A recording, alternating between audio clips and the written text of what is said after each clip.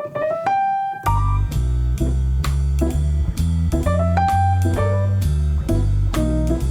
am really excited to share my afternoon with a man who I've had a very fun and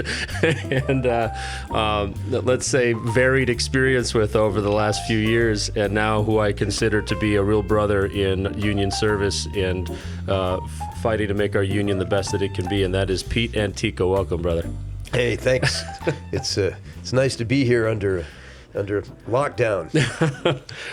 There's a lot that we can talk about, and Lord knows anybody who knows you can talk. So I'm going to try to focus on a few things that maybe you don't get a chance to talk about a lot, and because really what I hope is people can just get introduced to you, and then this can be the starting point to you coming and speaking more to our union. We talked about you coming and doing talks at the conservatory, member education programs, things like that, because you know just as well as anybody else how much there is to know about our union and the different rules and governance and member categories and issues and pension and health and investments and all these different things. So before we dive into all of that, how are you doing with all of this coronavirus stuff and with the quarantine? How have you been holding up? Working out 4 times a week, keeps me sane, because certainly we get misinformation on a day-to-day basis, and there's lots of confusion. And I really wish the government would speak peacefully. There's no calm voice. There's only one side against the other. This doctor says this, that doctor says that. And respectfully, the gentleman named Dr. Fauci, who's been around a long time, he's been incorrect every step of the way. So then people are supposed to count on, these health officials, and they call him the United States leading infectious disease expert, but that really wouldn't be true, because there's many other doctors that have much higher accreditations in epidemiology, and that wasn't Mr. Fauci's major, epidemiology. Yeah. But he certainly works at the NIAID, and certainly was at the forefront of the AIDS epidemic. But I think there's a lot of research that needs to be done in whoever leads us. It's the same thing with a union as it is with a country. People shouldn't look to other people to lead them. They should look at their advice, listen to it. They should use the gift of their own mind and go research it and say, well, this makes sense. Mm-hmm. He's legitimate. Or go look on the computer and research a bunch of leading epidemiologists' protocols for this kind of thing, like an H1N1 or an avian flu, and look and see what they did.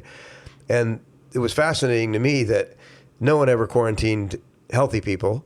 And the biggest issue with this is they don't have tests. If they had tests with a proper vector that actually were 99% accurate, because if you get a test that's 60% to 90% accurate and you're getting all these false positives, then people are going outside, going back to work, and they're either asymptomatic carriers or they have a small amount of symptoms. So where is the logic in that? Yeah. Let me ask you this. How do you think, because you are so knowledgeable, you've worked in so many different aspects of our union, and add to that, I'm sure you've done voiceover, stunt performing, principal performing as an actor. Any other? Have you done dance? Have you done dancing? I took tap dancing. I took tap dancing when I was 7 years old. How do you see the industry changing as a result of all of this? Basically, there's a shift in the exhibition systems of how media is consumed. So in the old days, there was only 3 networks, and if you're on a network show, you were king. Everybody in the world knew who you were. Mm-hmm. I mean, Lee Majors went to the Philippines when he was doing the $6 Million Man, and they mobbed him. Al Pacino went there; they didn't know who he was because film isn't it. You're in the television box. You're broadcasted all over the world, and it's basically a marketing and branding tool, just like if you did a national commercial then when people only had 3 networks and your commercial was running nationally. Wow, I saw you on that commercial. It instantly branded you and gave you a higher IQ. You made a lot more money. But your face, because of that branding, just like someone who is great at marketing any particular product, like the Pet Rock, who made $2 million, which is ridiculous. Because the key in any business is really marketing. And if you're good at marketing and you can brand something, I think those are the wealthiest people in the world. Mm-hmm. Yeah. So knowing that you have worked in all of these different areas, let's go back for a second because people should know, describe to them how you're involved in the union, what leadership positions you've held. How are you engaged in SAG-AFTRA? I'm a member. I was a duly elected member of the Los Angeles Local Board, which represents the majority of the earnings in the entire union nationally. And how long have you been in union service? About 10 years. And I first started on the National Stunt and Safety Committee, and now I am on the local board.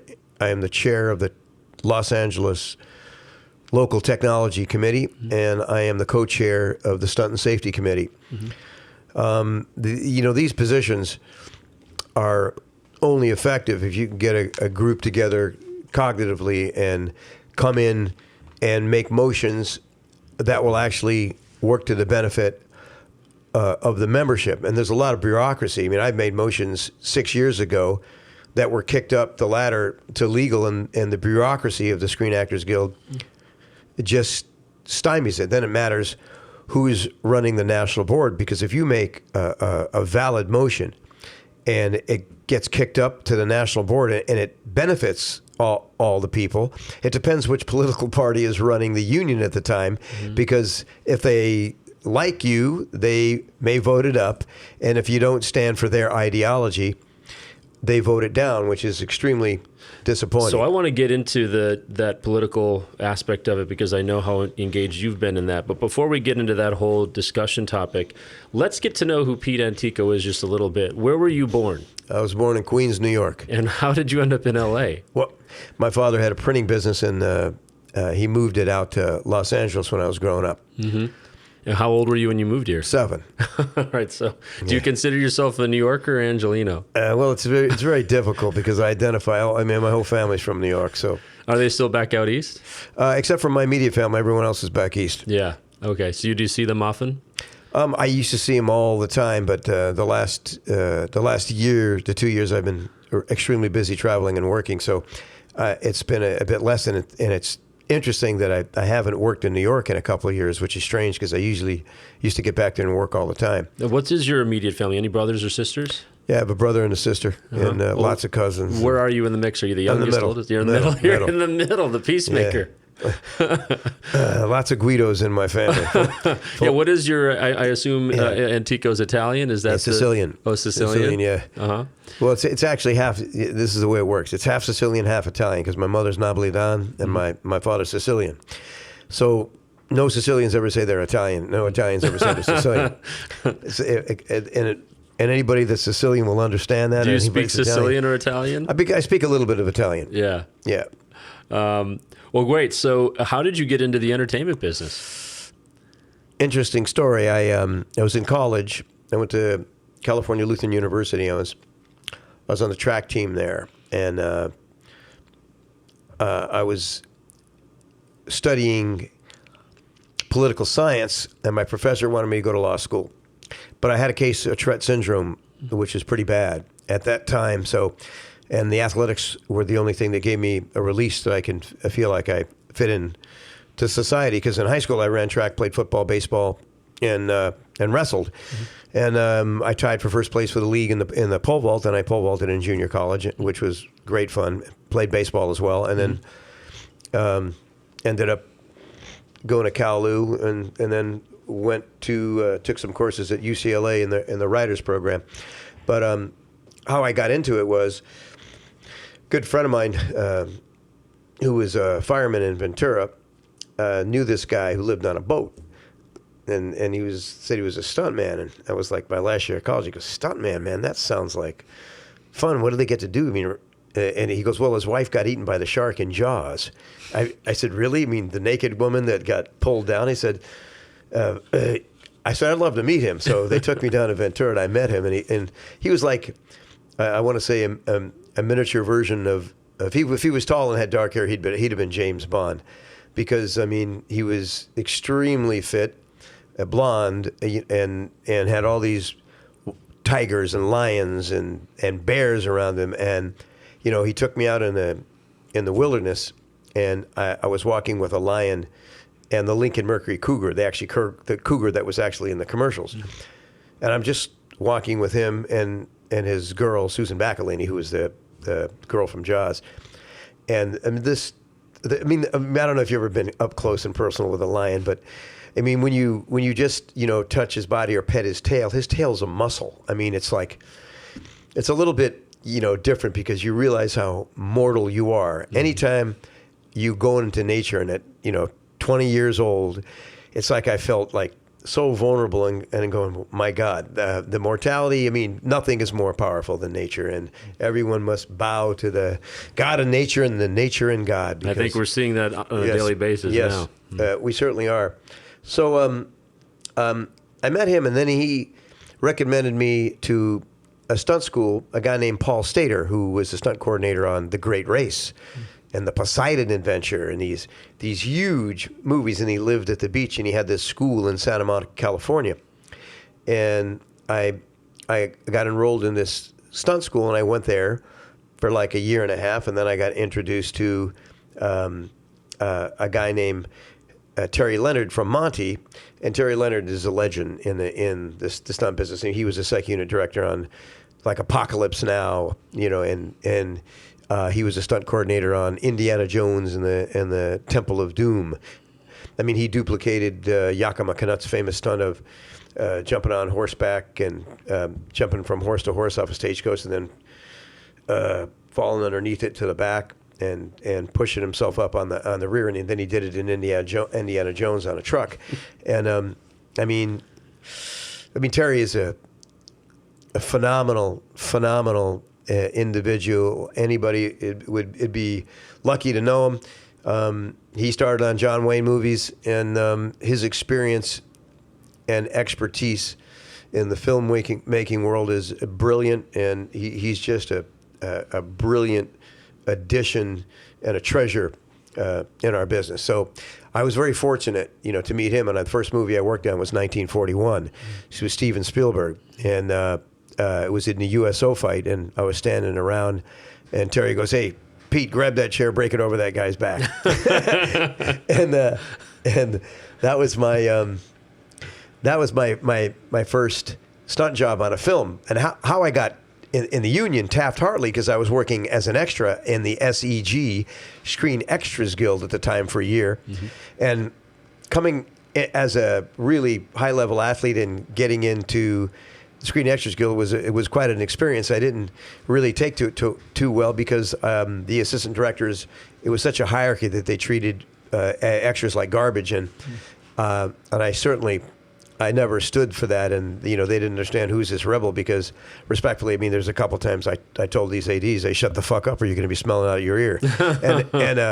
and the thing is as you progress and get more wisdom, I mean, kindness is all souls are created equal. Be kind to people. There's no reason not to be kind. If someone's babe, there's some background artists that turned out to be some huge, name actors, and they've went into fields of writing, because being a background artist is a great way to learn the structure of the film business and how it works and how a set works. So if you wanted to jump into any other field, higher up in front of the camera or production, you certainly would have a first-hand experience. So I think that's great. Then I got an opportunity. I was working on Charlie's Angels with Farrah Fawcett. And they asked me to do a little judo throw, because I had a boxing and kickboxing background, and I was fighting of the sort since I was 18 years old. So when I was 21, I was in this scene. They said, "Can any of you guys do martial arts?" I said, "Sure." "Can you flip this guy?" "Sure." So me and my friend, who actually were working, we both did martial arts. So I flipped him, and I got Taft-Hartley. That was considered a stunt. So then I got in the Screen Actors Guild. And I tell you what, when I first got that card in 1979, I jumped through the roof. I was so happy, because I mean, this was I like was born in 1980. yeah. I mean, this was like the cream of the crop, the union to be in. You know, I'm in the same union, you know, with James Cagney was, and I mean, it's like we're in the same, you know, brotherhood, and I was extremely proud and excited to have this card, which brings us up to today, where they give Screen Actors Guild cards out like they give out, you know, fruit punch at a lemonade stand. What would you say is the contrast between joining in 1979 and today? How is SAG different than SAG-AFTRA is today? Well, SAG was a totally different union than SAG-AFTRA, but How so? Because a lot of people listening don't know. I mean, we've now had the merger of SAG and AFTRA for 8 years. So there's a lot of members who never were part of AFTRA and were never part of Legacy SAG. So all they know is SAG-AFTRA. So how would you describe the difference between what SAG was and what SAG-AFTRA is today? Well, SAG was a much more prestigious, much more well organized, both in business and creatively. It was probably the most premier, powerful entertainment labor union in the world, and the actors' voices, the big names who supported it, who actively supported it, gave it strength. Nowadays, not many name actors come out to play. They're too busy producing, and they're more worried about their own business conglomerates that they're creating in their own brands than to go back to the union that gave them the structure to start. And I think that needs to change. If our union wants to move forward with any kind of force, especially in this environment where salaries of all entertainers, whether it be in front of the camera, IATSE or SAG-AFTRA, are being stopped, completely stopped. And people are trying to live off residuals and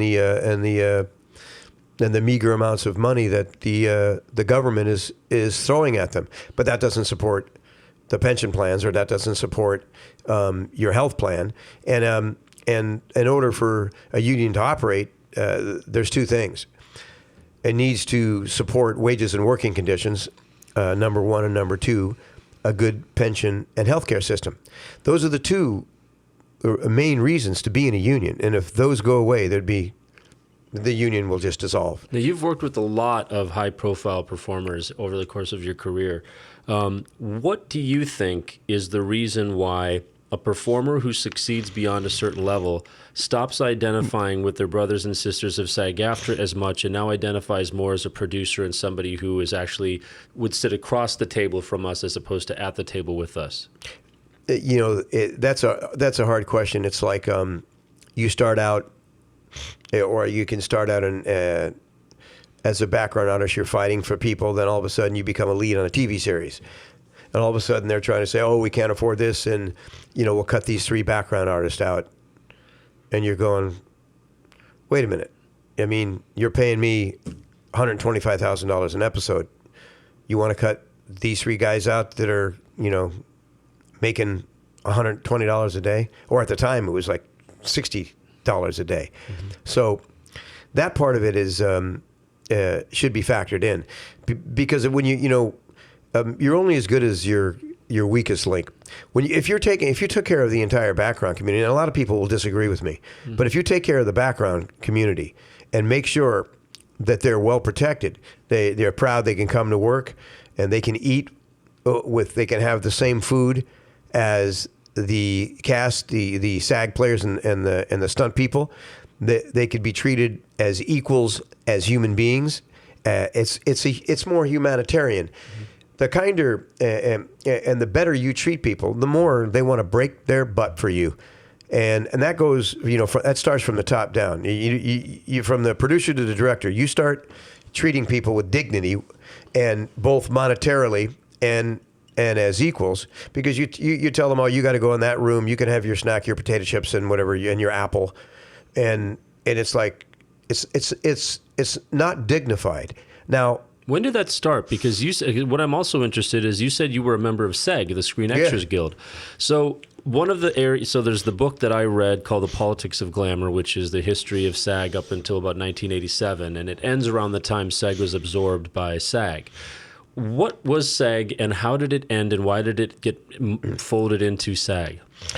Well, it was a Screen Actors Guild, and they had their own entity, and why? Why did they have their own entity? But it was like, you could make money. I mean, respectfully, when it started, it was like there was a Screen Actors Guild and the Screen Actors Guild. And when you called in and from Central Casting, which was the premier place to get jobs, it's different.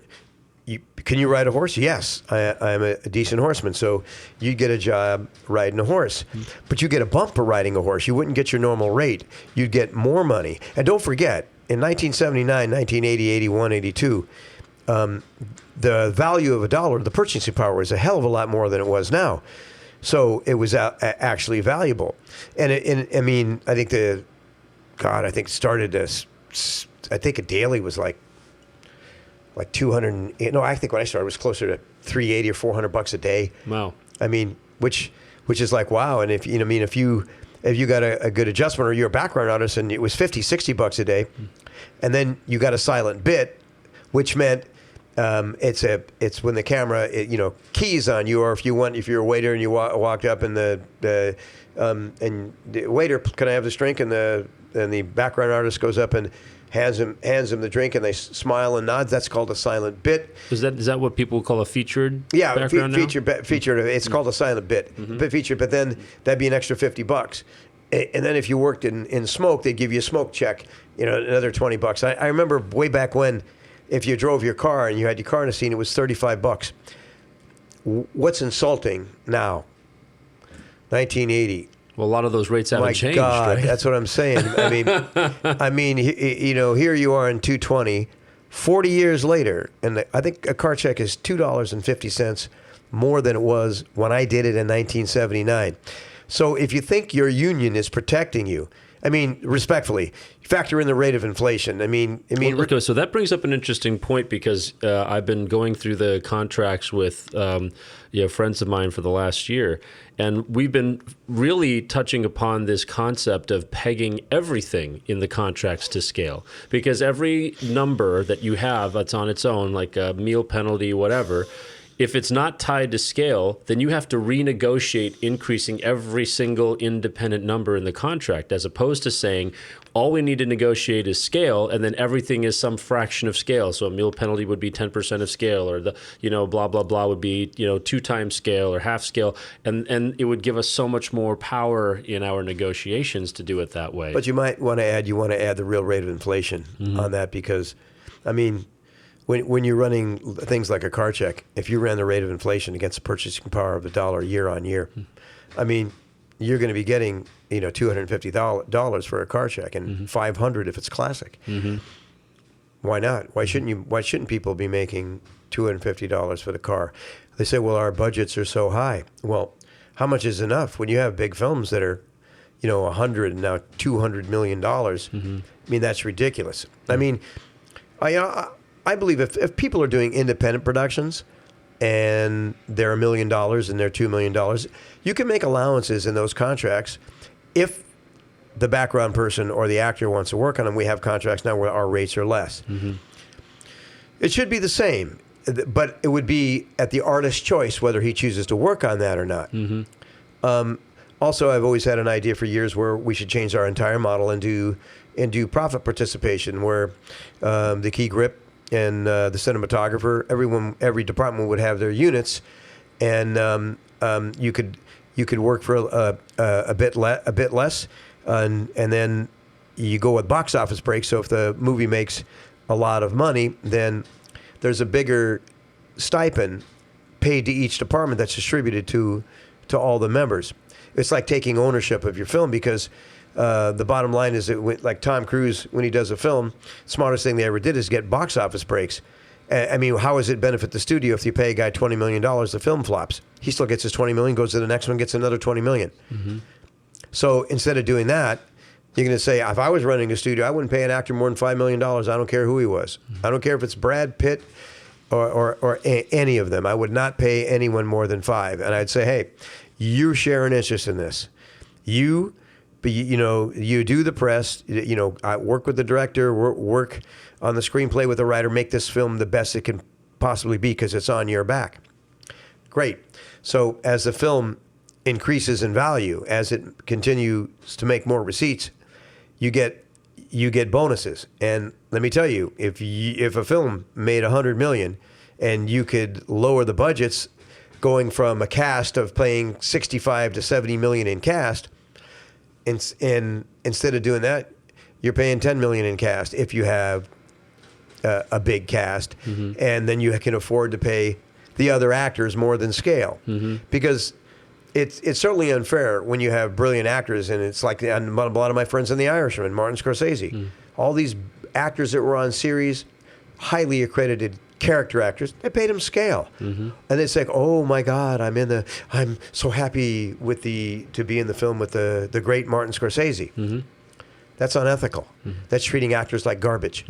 But all those character actors in those movies, they make those movies because if those leads don't have anybody good to bounce the ball off of, you're only as good as the tennis player you're playing with. Yeah. So what happened to SAG? Well, SAG ended up dissolving. And Or what, New York. 1987, Well, what happened? 1986? But what happened was New York. New York, it was different because SAG they were a member of SAG. There was a branch, and I don't know that I particularly think that maybe they should have stayed the way they were. They may have had their own individual healthcare system. They could have been better organized. You think SAG should have stayed on its own? Yeah, part of me does. Part of me does. I think they should have had their own ship. Well, because we certainly haven't seen that they've accomplished a whole lot being part of SAG and SAG-AFTRA. Nothing. They have no voice. It's better for them, in my opinion, to be organized on their own, because then they can say, okay, as a matter of collective bargaining, if you want us to do this, we'll get this. But they have to bargain under SAG, and it's like SAG doesn't. I mean, do you think they're going to stand up for extras, wages, working conditions, as opposed to getting bigger things for performers? What's the bigger piece of the pie? We're going to stand for an increase in wages and residuals, but our increase for the background artists will be peanuts or nothing. Or they won't increase any of the jurisdictions. They won't give you one more covered member. Yeah, talk about that for a second. What is this? Because a lot of people don't know what that means. So background performers are the only performers under SAG-AFTRA that don't have universal coverage across the country, right? They only have union protection in, what is it, a certain number of zones. Yeah. Can you describe what that is? Well, yes, they're covered in Los Angeles. They have some union background performers in New York, but in places like Atlanta, where they have these huge tax incentives, where there's massive amounts of production, and in New Mexico, where Netflix is gearing up 500 productions, and they've taken over market share bigger than Disney, which they are now our largest employer. There's no background jurisdiction, which means it's all non-union work. You see, if our union, in my opinion, they made a mistake. They should have bargained. They should have stood for union coverage in New Mexico and in Atlanta. And it's a right to work stake. And it's different when it's a right to work state, because the state labor laws they permit by law that you don't have to be in a union to be employed. In other words, unlawful if they say you can't work because you're not in a union. But the only way to deal with that is you'd have to file a petition with the NLRB if you get enough background people. What's the NLRB? The National Labor Relations Board. And what does the NLRB do? Well, it's a protective body to protect the rights, issues, wages, working conditions of labor, So of people that are under union contracts. Under the Federal Department of Labor, right? Yes, under the Department of Labor, the Federal Department of Labor, the DOL, Department of Labor, yes. But the NLRB is a good body, but a lot of people didn't take the initiative to do that, because if you want to get involved, you can't just say, hi, oh, they'll do it. They're not doing it. Our leadership isn't doing anything. But most people go, I like our president. We like him or we don't like him. He's not doing anything. Oh, my congressman, he sucks. Or all of this complaining, the bottom line is human beings should be the governor of their own universe. In times of trouble, even under the Constitution, every citizen in the United States should be acting as the president. They should be acting as they would the president and governing themselves. Well, there's the concept in the United States of every citizen being a sovereign. Every citizen has got unalienable rights, and that they cannot be deprived of life, liberty, and property without due process. And we all exercise the right to vote, which is executive power over our elected leadership and all of that. So each of us really are, at least in this country, treated with the same respect as anybody who's in office or any other king or queen. Well, sure, it's your sovereign right to also engage in the pursuit of happiness. And what's troubling now during this lockdown, the mayor of California and the governor, when they try to say that you need to be locked down and you can't walk on the beach by yourself. If you're walking on the beach by yourself, you're certainly not going to infect anybody, nor are you endangering anyone. You're just exercising your sovereign right to walk peacefully on the beach. Now, they arrested a surfer when this first happened, I remember, in Malibu. That charge would never stick with any constitutional law because it violates your constitutional rights. They can't really tell you if you're walking by yourself, you have to wear a mask or not.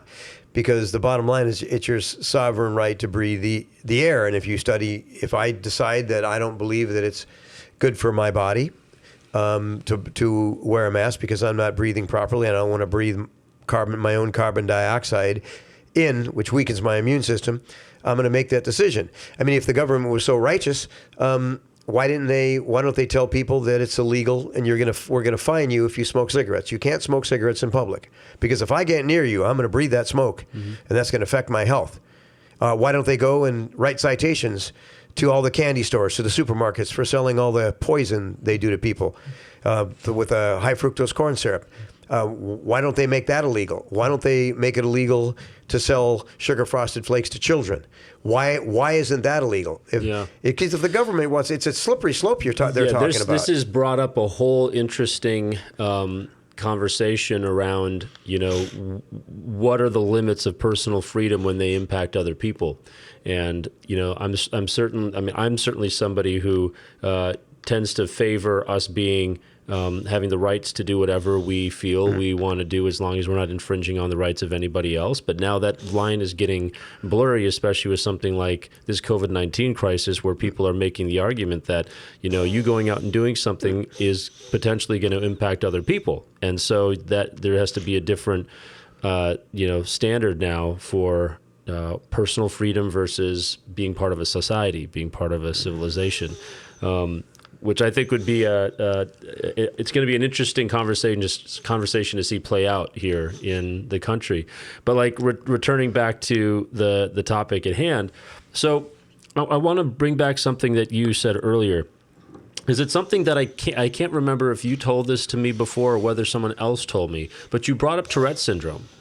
So tell me about that. First, because I have a couple of questions. One is is it something you're born with? When did you figure out that you had that?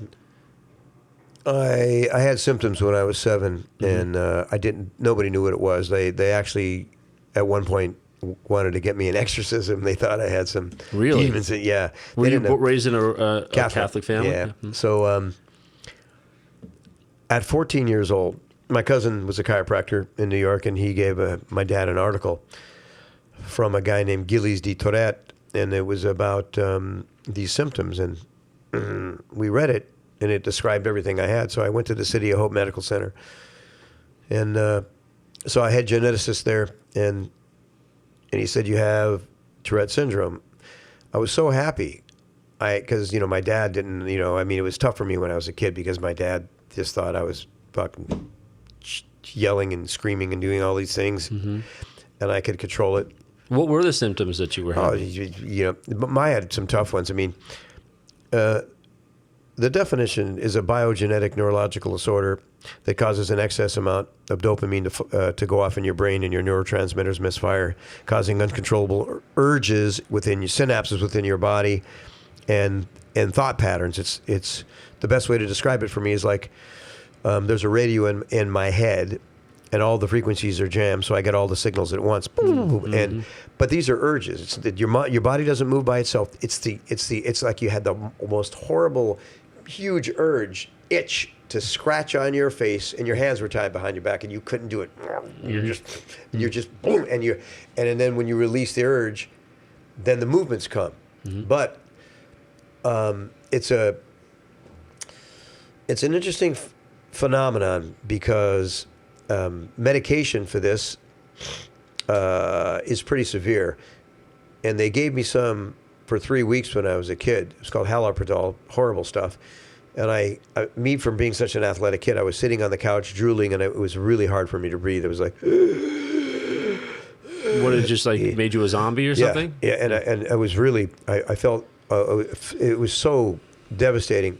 I told my mother I wouldn't take it anymore, and she ended up flushing it down the toilet because I said I'd rather move than this than feel like this. It's not good.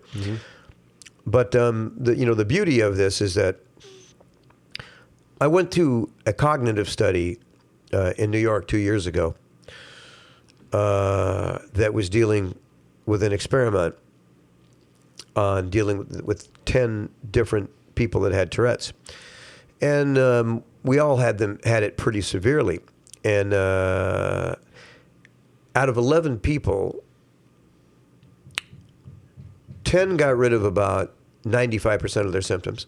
I'm about 80%, but I was the oldest one there. I've had it. This was just 2 years ago? Yeah, because it made a profound difference I mean, I could show you videos of me before, and it was so uncomfortable. In school, it was so uncomfortable. In classes, I mean, I could barely. I mean, I did anything I could to get out of the room, go to the bathroom, walk around. In college, I used to pace the back of the room and just take notes. I used to pace. They're teaching. I used to get up, I'd walk around and write in my notebook. Just because sitting still was so hard? Tough, yeah.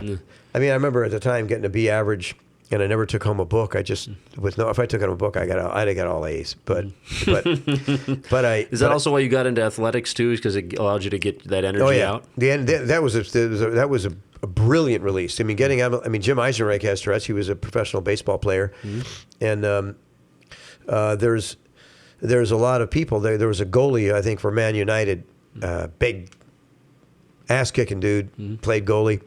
I can't remember his name, but he has Tourette's, and he had a lot of press and did a lot of good charity for people as well. But there are some phenomenal individuals. They think Beethoven had Tourette's as well, and but on the other side, it's kind of like Rain Man. You have. They called it a disability, but there's many other abilities because the ability to focus when you have Tourette's is incredible because if you had to play baseball and hit a 90-mile-an-hour fastball, you have to just be like a laser beam. Or if you're acting, when you walk out on a play going, bah, bah, bah, bah, bah, bah, and all of a sudden, oh, action. And then you're, James, you come in, you're James Bond again. But the focus is good, so it enables you for shorter periods of time to have incredible focus. And so how is that manifested for you? Well, when I want to learn something, it's like being in college.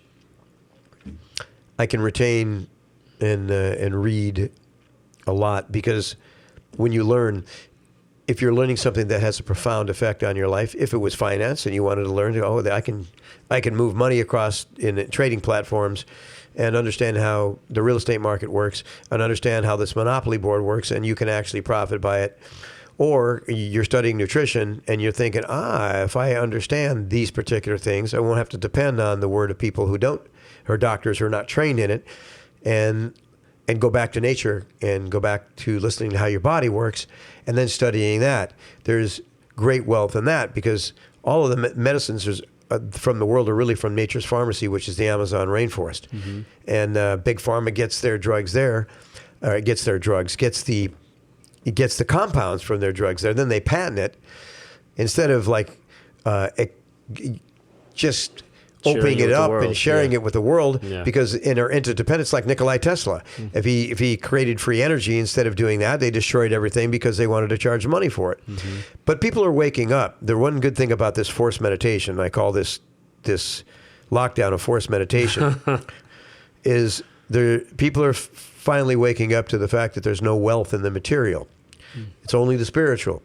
I mean, if you can't eat dollars, and no matter what, if you're not free to roam around and pursue what makes you happy, with the sovereign right to do what you wish, I mean, this world will change, drastically. And the bottom line is the food supply.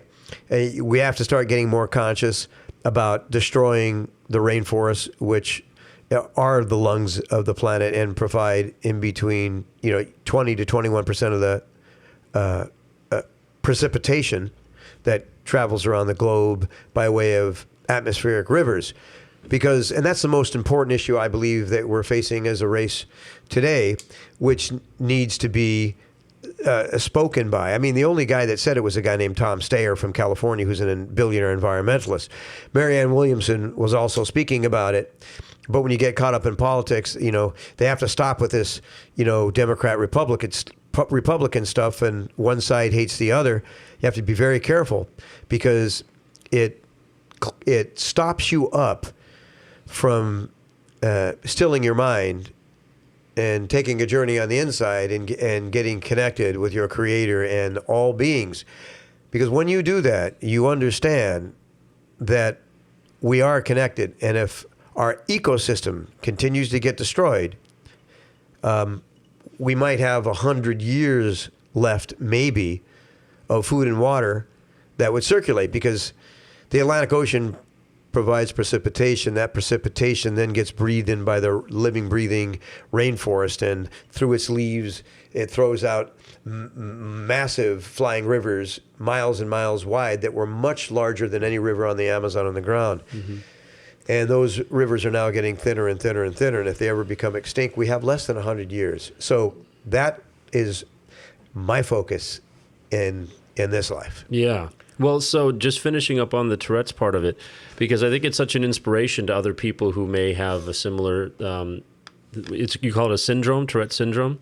Yes. Yeah. So, or that neurological condition, which is, you have accomplished so much as a performer in this business, even having that syndrome.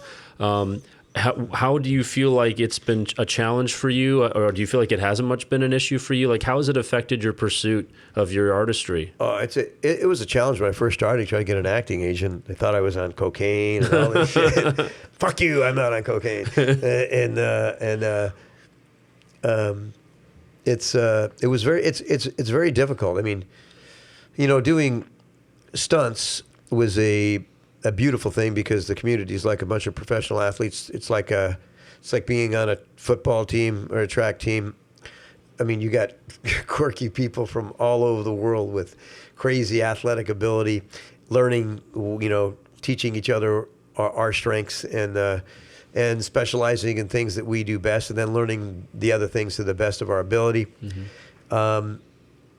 It's really like a great fraternity of camaraderie across the globe, which I appreciate being a part of. Because it's a small community too, right? It's getting larger, but it's a smaller community. I probably would think that, in our union, I think there's maybe 3,400 that are registered as stunt people across the United States.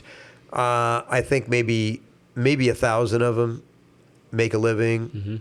Maybe 300 to 400 make quite a lot of money. But the other people are, they're still doing well. But the business is shifting, because no one is expendable. And what happens on the film sets, the biggest issue with action on film, or the biggest qualification for a stunt coordinator to have, bar none, is the backbone and the intelligence to say no.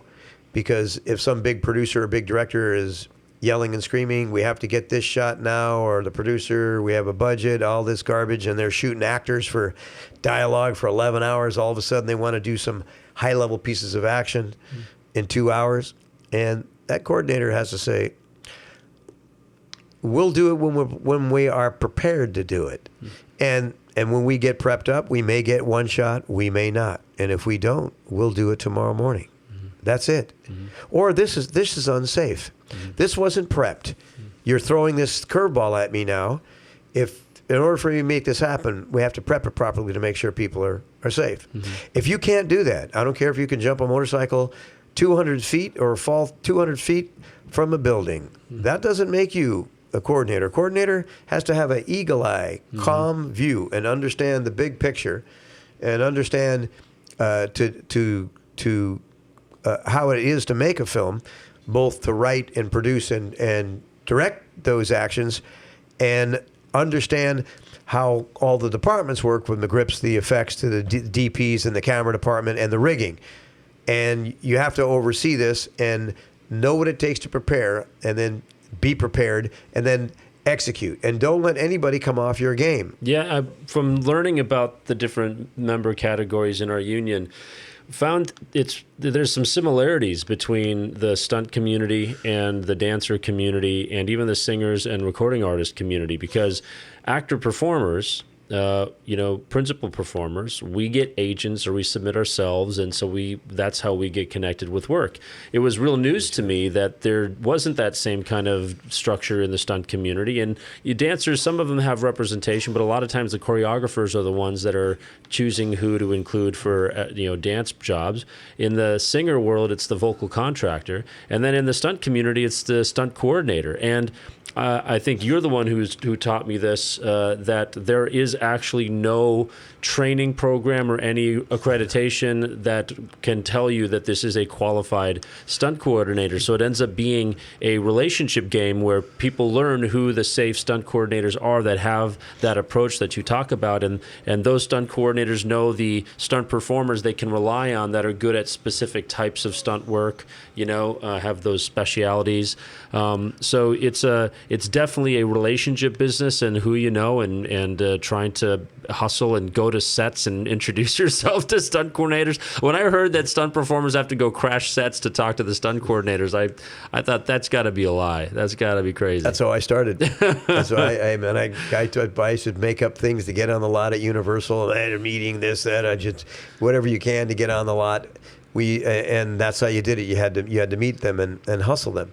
And a lot of them were very kind. I mean, that's what they call it. They call it the stunt hustle. A hustle, and that's the way you got work. And the people, some of the coordinators used to get annoyed, but they should remember where they started. They should remember that they had to do that, and again, be humble and be kind.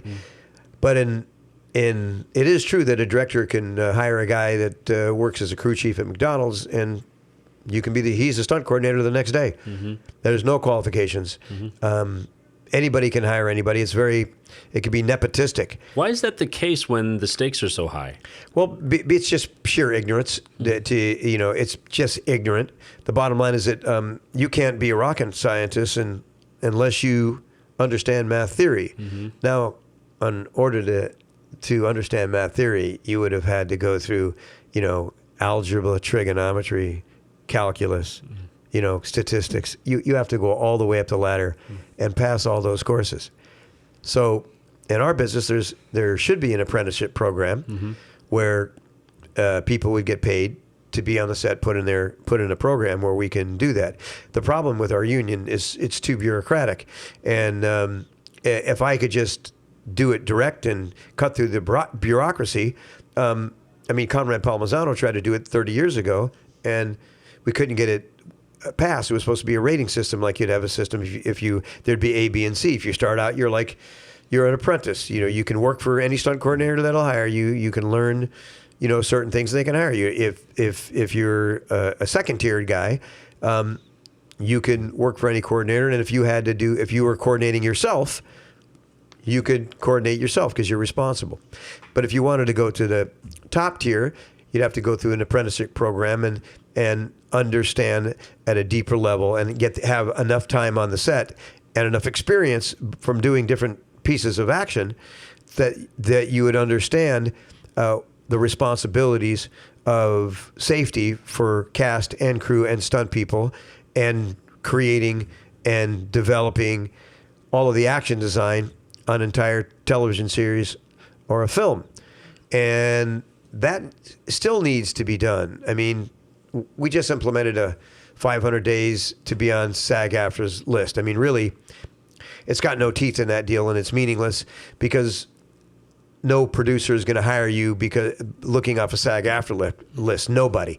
You know, we all have our own relationships. They're going to go, oh, he's got 497 days, or this guy's got his 500 days, so he's on SAG's list. It's just a list.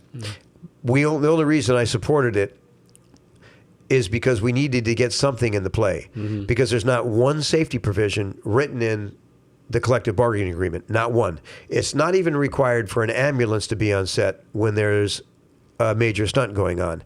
There's not an ambulance required or an EMT required on a set at all times. You usually have set medics. An EMT should be on the set at all times. I don't care, because there's things happen. Sometimes a crew member will get in an accident. Something goes on where you'd need someone with that level of experience. But it's actually unconscionable when you don't have an ambulance on the set, when you're doing, even things that you think might be minor. Oh, we're falling 15 feet over this balcony onto these boxes. But every minute counts if something goes wrong. Oh, yeah, I've been witness to that, and there's been people that have died because they haven't had access to ambulatory care, quickly. So these things have to change, and I think that our department at the national stunt and safety level and the local are doing a bit of a better job. And it's sad to say, the only reason that national is getting any traction is because the chair is friends with Gabrielle Gutierrez, the president, and is more supportive of her political views, and she brings him in to help out. But if the chair, who's the national chair? His name is Court Hessler. He's a well qualified. He coordinates a TV series called Blacklist in the TV world. In the TV world. But it's sad that I have to say that, because if I have a brilliant idea, it's not going to be heard.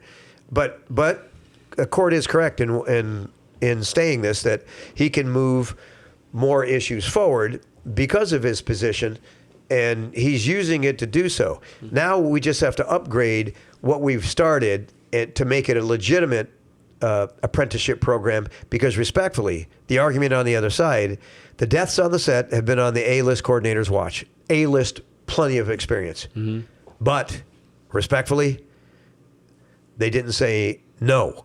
And if they would have said no, these people would have been alive. And that's all the coordinators down the line. The assistants, the second unit directors, you have to have the balls and the courage and the backbone to say, I don't feel comfortable doing this. Now, here's an interesting topic that I think is great, because certainly, nobody would say that Pete Antico doesn't have courage. You've stood up and spoken your mind in countless union meetings and gatherings, and even if it's not, pleasant for people to hear you speak, what you say, standing in your truth and speaking your mind.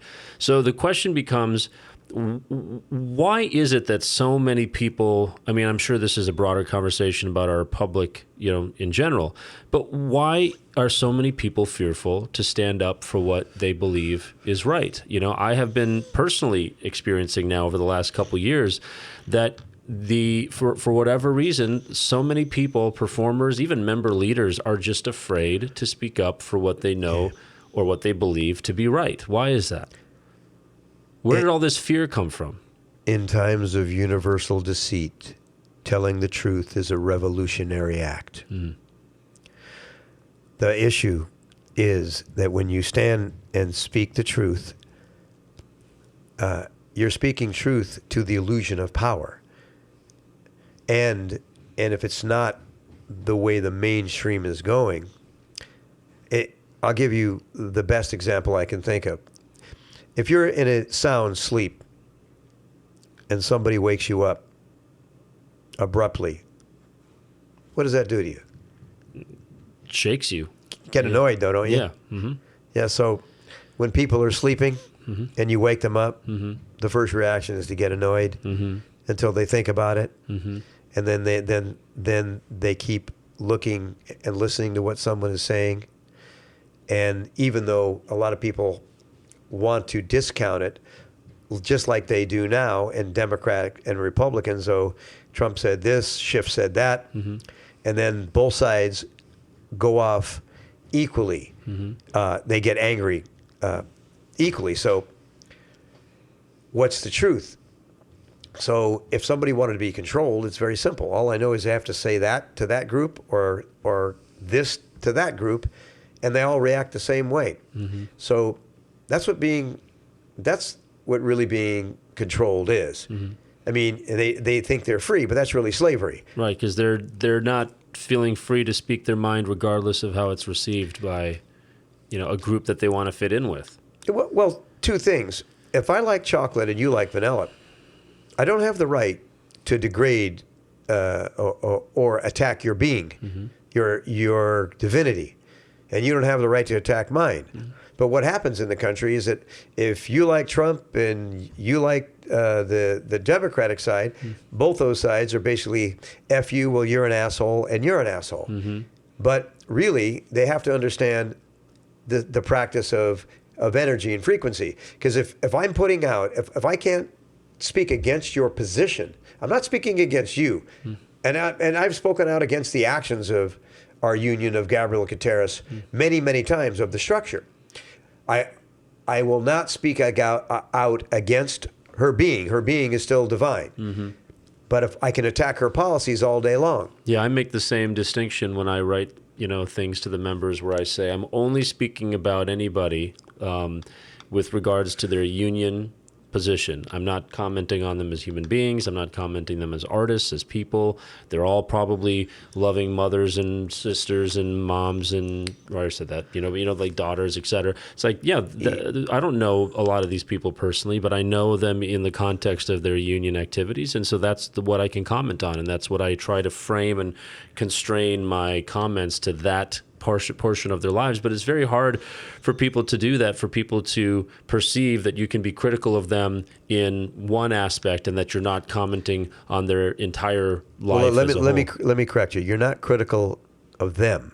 You're critical of their actions. That's right. So and because frequency is a mirror, the frequency that you put out, it shall return unto you. So when Robert De Niro stood up and said "F you, Trump," he's really saying "F you, Bob," because because the bottom line is he's attacking a part of his own consciousness. He's attacking himself. When you speak unethically about someone, you're really speaking unethically about yourself. It's like you can't tell me people haven't been in a position where they love their wife or their girlfriend to so much, and then they get in a big fight and they call them all kinds of dastardly names.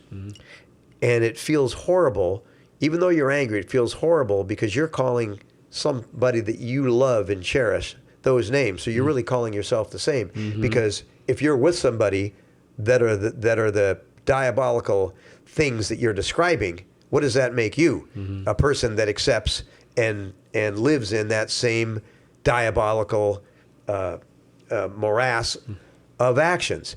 It's a very touchy thing going on, and that's why this lockdown, or this meditation as I call it, is an opportunity for people to keep reading about what their government's doing, keep reading about what their union is doing, and make a decision about what's best for you as a sovereign being. Because I don't believe in fear mongering. Every 5 minutes they're saying somebody died, but they're not giving you the facts of what the reason is, how they died, where they died, what were the circumstances, and how does that compare to the 620,000 people who died last year of hospital error and prescription drugs alone? And why don't they call that a pandemic? And how about the 584,000 people that die from heart disease? I would say that would be a pandemic. Or the 574,000 people that die of cancer. Why isn't that a pandemic? And in H1N1, no one wore a mask. That was a pandemic. Dr. Fauci said in the AIDS epidemic, when that first started, that 20 million people would die of AIDS by the year 2019. 20 million. How much of that has come true? Maybe 1/10. So if you really want to pay attention to history, pay attention to the leading experts. So what is an expert? An expert is a human being with a beautiful mind that understands how to research and look at statistics. And you could read them. And then you could gather the information together, make up your own mind, and do what's best for you and your family. Well, how did you end up in this position of being outspoken within the union? Like, how did that begin for you? Because my first introduction to you was, I don't know, four-ish years ago, something like that. And I remember, I think it was around the time you were running for president of SAG-AFTRA. And I had seen some of your videos, and we joke about it now, but I wrote you a message because I saw one of your videos and I thought it looked really like Gothic, like Transylvania, and you had this like intense suit. I can't remember, what did I call it? Like a Cheap suit or something. I don't think I called it cheap. It just felt like Dracula or something. I can't remember. And you're like, this is a $2,000 Italian suit.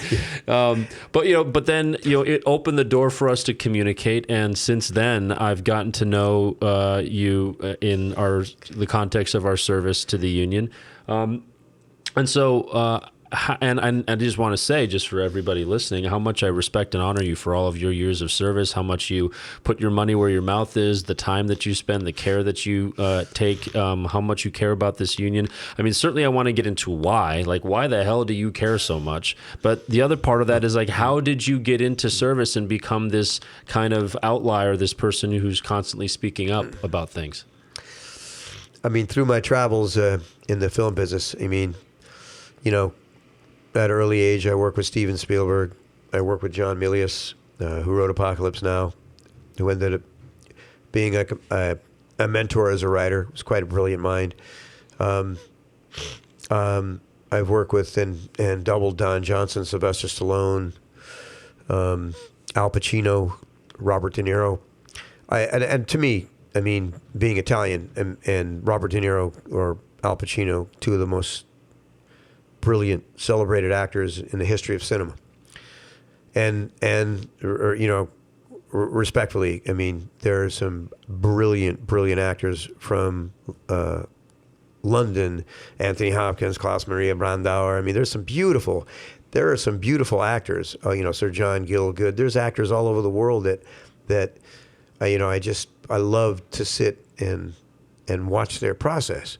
I mean, it's just moving art. I mean, moving pictures, movies is really moving art. So if you had stationary paintings and you just made them move, then you study. I got to see Alfred Hitchcock when I was at Universal when I was 21 in a black suit with a little thin tie all the time. I mean, that's the people I was exposed to. I mean, Doris Day when I was a kid. I mean, the kinds of filmmakers and actors. I watched Bruce Willis go from his TV series to Die Hards to, a film. Arnold Schwarzenegger, John Milius gave him his break in Conan. Nobody wanted him. Nobody wanted Al Pacino in The Godfather. Unproven. And is that true? Nobody wanted him? No, nobody wanted him. They didn't want him. Al Pacino was not. Do you think that he was built for that part? They didn't want him for that part. He's got no cue. They wanted a guy that was proven at a box office. What is Q? Q, well, a Q, meaning the high. It's a Q. What's your Q? The guy has a 100 Q or a 90 Q, like a Nielsen rating, Okay, all right, like popularity rating. Yeah, a popularity rating. But having, I call it getting the osmosis from being around these people and in close quarters and communicating, with them. They're all, they're all very human. And it's not like, you see on TV, Entertainment Tonight's going, oh, my God, and it's this star so-and-so, and it's Brad Pitt, and it's so, and they like oogle. And I have a saying, the only stars are in the sky, with all we have is What is leading that, actors. What is that culture of idolizing Yeah. people who are in movies or TV shows? Well, it's Or just it's celebrity it's- culture in general. Well, it's fanaticism, and it's like there's a great movie with Ray Sharkey, who I used to double, who passed away. Rest in peace, Ray. He did a movie called The Idol Maker, which is quite brilliant about that subject, marketing, branding. Because look, you could say if we put you, Sean, in and you worked at a Payless Shoes, and you walked in there and you were selling shoes, it'd be great, and you would ask some pretty girls out when you're there. They most likely wouldn't give you the time of the day. This is just culturally, or some may, but mostly not. All of a sudden, they put you on a billboard with, 4 gold chains. They did your hair, the vest, no shirt, leather pants, and say, the new DJ from so and so, or the new lead in this series, and all of a sudden, everybody go, "Who's that? Who's that?" The reason is because, or same with the rock and roll culture, people want to be with people that they think will maybe raise their profile, or that look at me, I'm with them. So that doesn't give you any power. Like a trophy. It's a trophy, but yeah, it is a trophy. It doesn't give you any power. It just means that you're with them, and the old adage with rock stars that used to run through, women, like they do bottles of water. It's like, oh, I get to be with him, but what is the prize? But really, because there's no depth of heart there, and the bottom line is when it comes down to it, virtuous qualities are irreplaceable and priceless. And because you're on a stage for a while, and when you're up there, like your agent's your friend. I remember Burt Reynolds, who was a real mainstay in my career. Burt gave me my first break as an actor. And he was a man's man, a ladies' man. He was so kind. I did a TV series with him in Florida called BL Stryker. And I worked I co-starred with Ricardo Montalban when I started acting, and the 2-episode arc I did was with Julianne Moore, playing Ricardo Montalban's assistant before she got, really famous. So every Thursday at 5 p.m., Burt Reynolds, like clockwork, would stop working. He'd go to his theater, Jupiter Theater, and teach kids how to act. And he always gave back. He was one of the kindest, most beautiful human beings, and I call him the godfather of the stunt business, because he did, a movie called Smokey the Bandit and Hooper, and he gave Hal Needham, who was a stuntman, a legendary stuntman, one of the founders of Stunts Unlimited with Glenn Wilder and Ronnie Rondale. He gave him an opportunity to direct, and that was a $7 million budget. It made $150 million way back in the 80s, and that was the first big success story that a stuntman directed a movie that made more money than 90% of the box office. And if you factor in the rate of inflation, it's at least $500 million. Mm-hmm. So that's the gifts of being around some of these people. And Burt Reynolds was loved by everyone.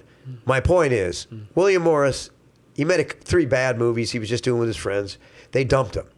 If you think anybody's loyal to what you are, very few. There are few. But it's all about the money. Oh, he's flying high. Everybody wants you. But when you're not, and you're not bringing in revenue, it isn't. So don't expect a lot of heart. You have to choose, your friends wisely. Meditate. You have to understand that the more we work on ourselves, I mean, acting's a good piece. You get to go through the human condition many times. But the more you still your mind and love the being you are, heal the being you are, forgive the being you are, forgive everyone else, which I learned because from my own spiritual path. I mean, 8 years ago, I was pretty angry. I had Tourette's and at a worst case, and when people did things that were wrong, I used to do things incorrectly, where condescendingly attack them, which is incorrect, and that's an evolvement of my being. And every human being evolves their own spiritual journey at different times, and I respect all of them. And some of the people that we may battle against in the boardroom, some of the levels of their consciousness is maybe they're a little bit stuck up in their ways, and they haven't realized that there's a much bigger picture. All right, so let's outside talk about themselves. that for a second, because you said you've been in service for 10 years, so you've seen this more than 2.5 times the length that I've been involved in union volunteerism. So it's been a shock for me, and it's been something I've been grappling with, and something that I continue to try to work on, is to drive out this kind of partisanship that's in the union, or to see somebody who's let's say ran on a different pamphlet or was part of a different email trying to get elected to be able to serve as somehow now the enemy or the other, or somebody to dehumanize or to attack or whatever.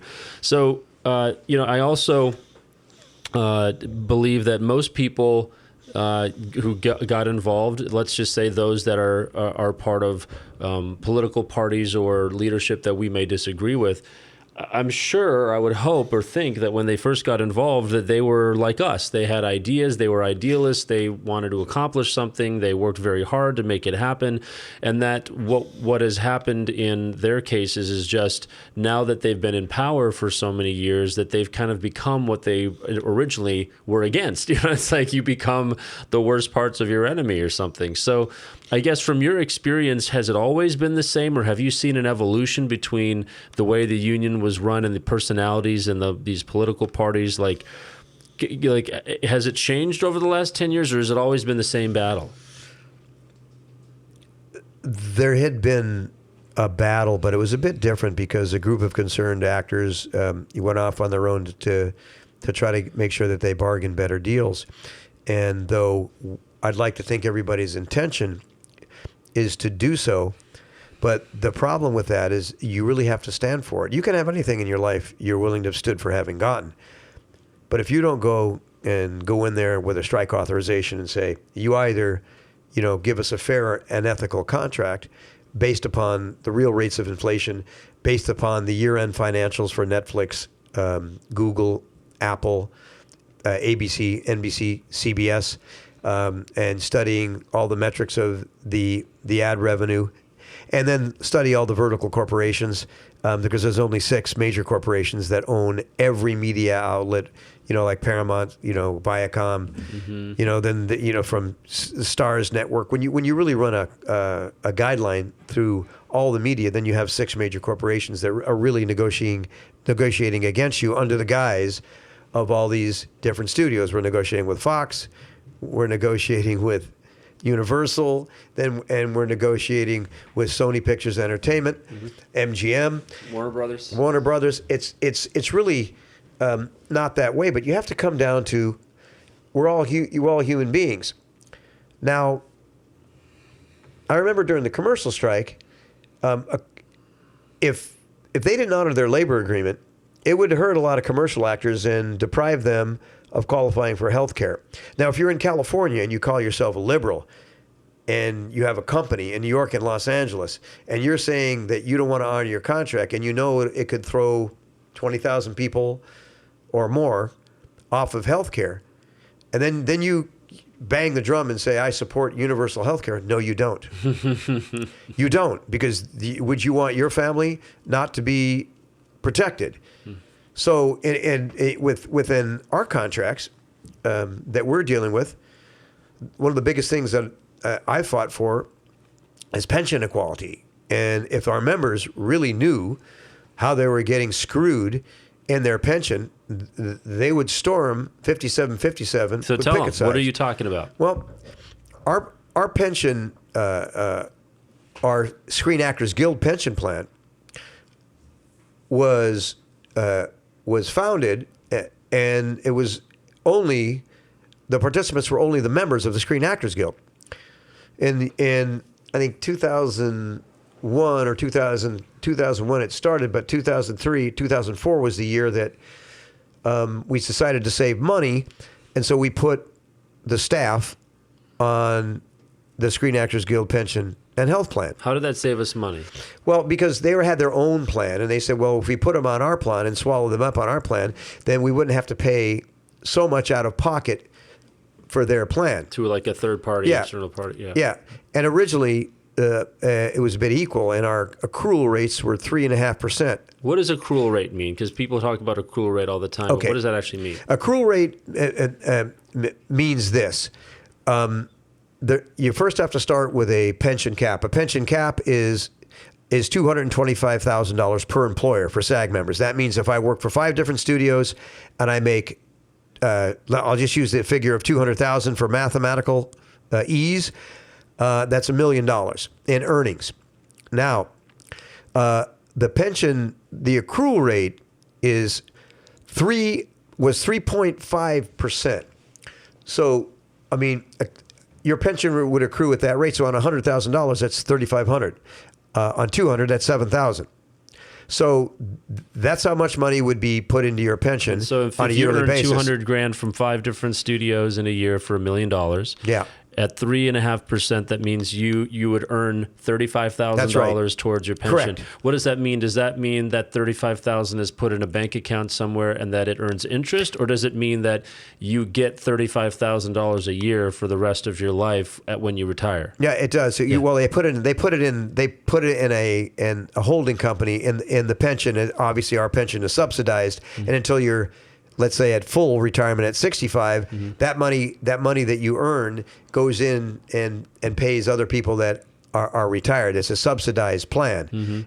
And we have so it isn't like just an account for yourself. It goes into a big fund. Correct. It's not an RSP. An RSP is different.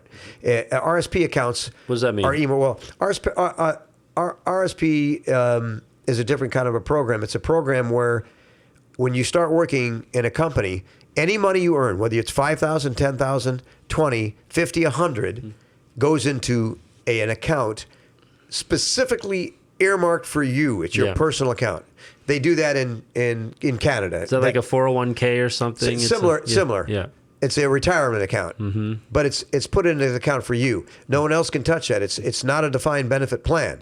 So that means if you worked and you made 10 or 20 or 30, that money just goes to you, as opposed to our plan. If you make under the qualifying amount for the pension, which has been 20, so if you made $19,000, your $19,000 would just go into the pot, and it would be used to pay to subsidize other people. Yeah. But yeah. So even if you earn $19,000, and then the union the producers have to contribute 18 cents on every dollar towards pension and health, right?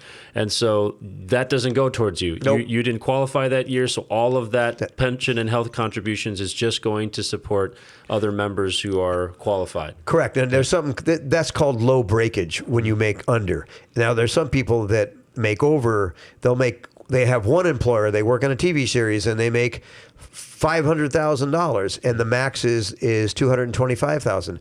So the employer doesn't have to pay 18 cents on every dollar above $225,000. Correct. Yeah. They do not. So it's and the high breakage means that they don't. Let me make it easier by they don't have to pay it on that's on TV. That's the max they pay, and then they're done. So yeah, because I was talking to a friend of mine who I won't say his name for the moment, but one of the most successful performers in television who we serve with in leadership, and he told me just a couple of weeks ago that he doesn't qualify for SAG-AFTRA health insurance because the residuals he's earned on all the TV shows that he did all exceeded that $225,000 cap a long time ago. So even though he's getting paid, for those, they don't count towards his pension and his health. What is that called? That's called is that your pension caps, or what is that called? Well, they're or pension employer contribution caps. Employer contribution caps, and so if someone's making over $225,000, that's called high breakage, or all the people that. Let's say you worked for 5 years and you made $10 million, and you already maxed out on your pension, which means you've earned the maximum amount of money to get the maximum a maximum pension amount. And which right now is $96,000 a year. Right, $96,000 a year, and you keep working. All that money you earn, it's called high breakage. That goes back into the plan. It's just supporting other people. It's not going to help you earn anymore. Nope. It does not. What's a defined benefit plan? So that means like that. Explain what that is. Well, a defined benefit is there's two kinds: a defined benefit plan and a defined contribution plan. A defined benefit plan means you actually have you earn money through your earnings the more you earn, there's a defined benefit, like you have that 18%. It's a defined benefit for a certain amount of earnings. It's not a defined, in other words, you're not putting any money into it. A defined contribution plan would be on the money that I earned, a certain amount of my earnings goes into my plan, and I am contributing to that plan. A defined benefit plan is when the employer solely contributes to your plan based upon your earning amounts. So we have a defined benefit plan that's called a multi-employer plan. It's not a public pension plan, which What does that respectfully, mean? What's the difference between a public and a multi-employer? well, a public pension plan is funded by the U.S. government. Got it. It's federally funded. Ours is a private pension. The SAG pension is a private pension, and you're getting the benefit of the employer contributions from many different employers, NBC, Fox, Paramount, many different employers. And as long as your pool of employers are big conglomerates that aren't going out of business, it's pretty good. It's a pretty safe plan. However, in this environment, the reason I've been such an advocate is because since 2011, when Gabriel Contreras' political party took over, in 2011 and 12, when they controlled the contract negotiations, our pension funding ratio was within 0.5% for 3 years until 2014.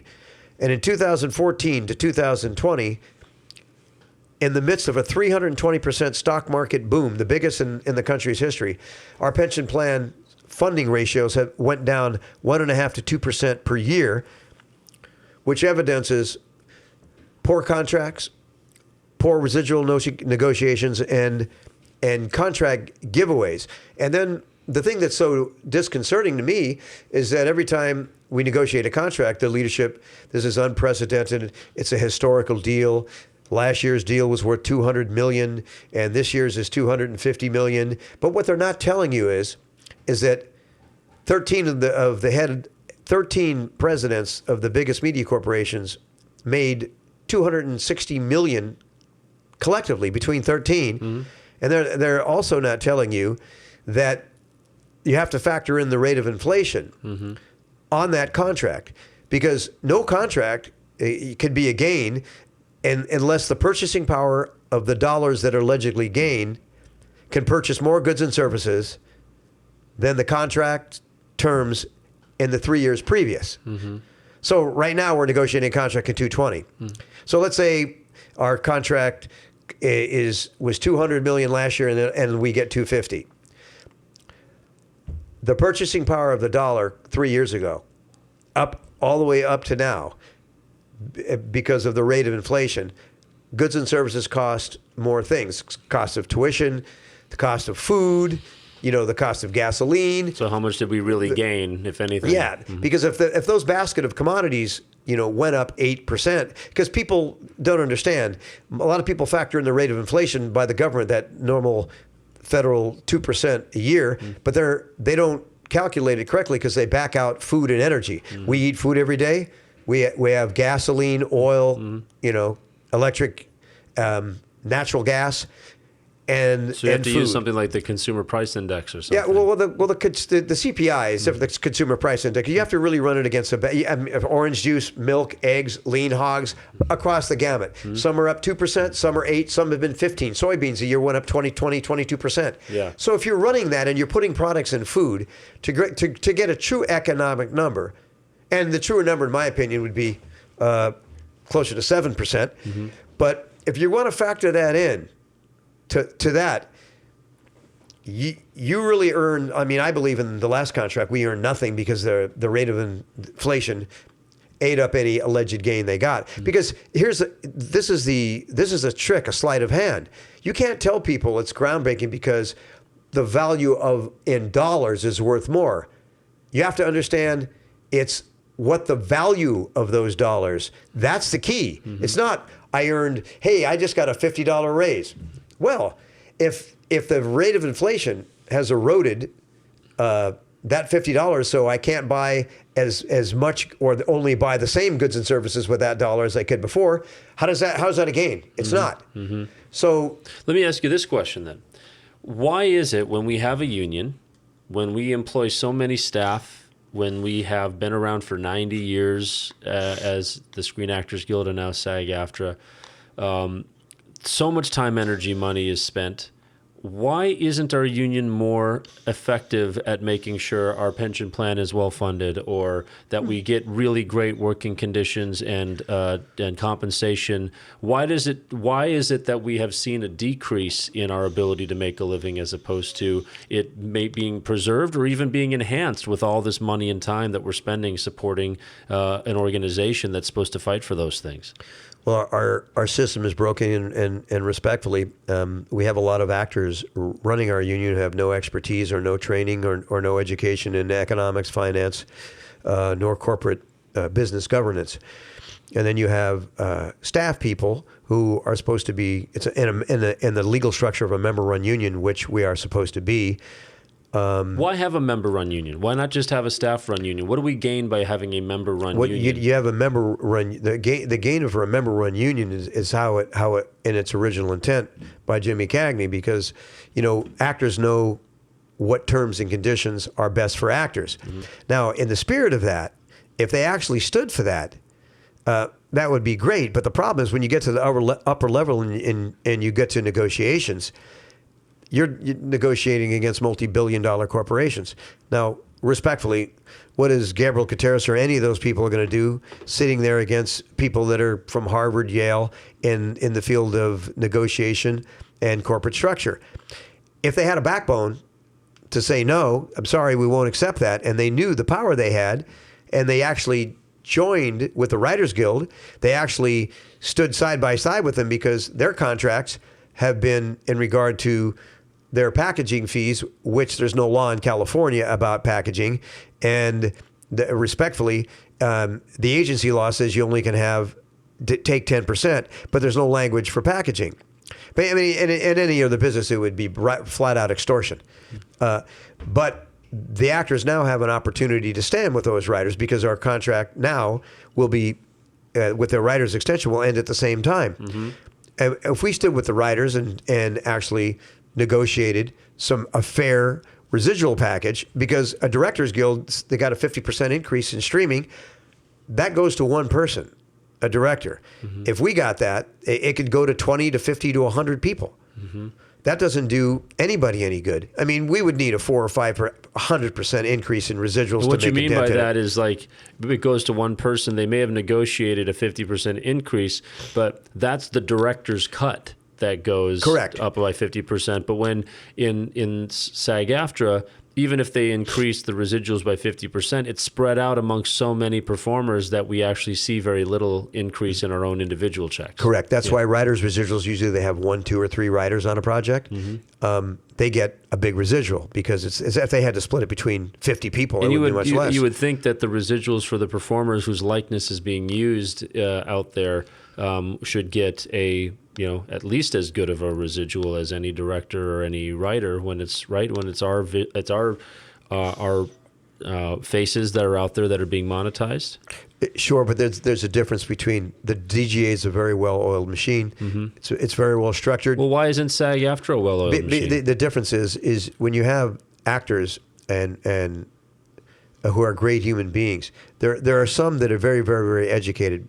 But when you're dealing with people that are writing and they're dealing with, I call it a much more intellectual study. I mean, to be a good writer, both in grammar and in story, you have to have a higher level of education. No, respectfully, a lot of actors are really well educated in English and went to Yale and Harvard and UCLA. They're also very, very, very educated. But the thing is that I have found that most the writers and directors, because they're dealing with the upper echelon or the highest earners in our business, and they were always dealt directly with corporations hand in hand to release their products, because directors work hand in hand with them. Actors only the leads do when they do press tours. But if you get a director can forge corporate partnerships with many, many different businesses. But their leadership has been calm and pragmatic, and because you're dealing with a lot of production managers, and what they do, production managers allocate money. They do budgets. They're used to doing a lot higher levels of business, where actors, you're not going to get an actor to do a budget. So you're saying that the reason our union isn't as effective is because we have a lot of people in leadership, and have had a lot of people in leadership, that just aren't qualified to go toe-to-toe with the best and brightest minds that represent our employers. Correct. And that would be okay if they actually hired a legal team to negotiate, like the DGA does. I mean, they're very bright, but they hire a legal team to negotiate. Why haven't we addressed that issue? Is it because it's hard to challenge the egos of people in leadership, that they may not be qualified or the most effective people to go and advocate on their behalf? Is it an overinflated sense of their own capacity? Funny, I just got intuition before you started speaking to say humility comes into this. You have to be humble enough to know to pass the torch on to somebody that could do this better than you. If I was president of SAG-AFTRA, that was one of the platforms that I ran on. If I negotiated, though I have a good economic background, I would hire a team of lawyers that does this for a living, with high levels of education. And then I would bring in, I would call the brightest minds that I could find in SAG-AFTRA in all of their fields to negotiate it. And even if I disagree with their ideology, if they're brilliant and they understand their business impeccably inside and out, I would bring them in to consult in their area. If it was a broadcaster or a dancer, it's not about whether I agree with their ideology.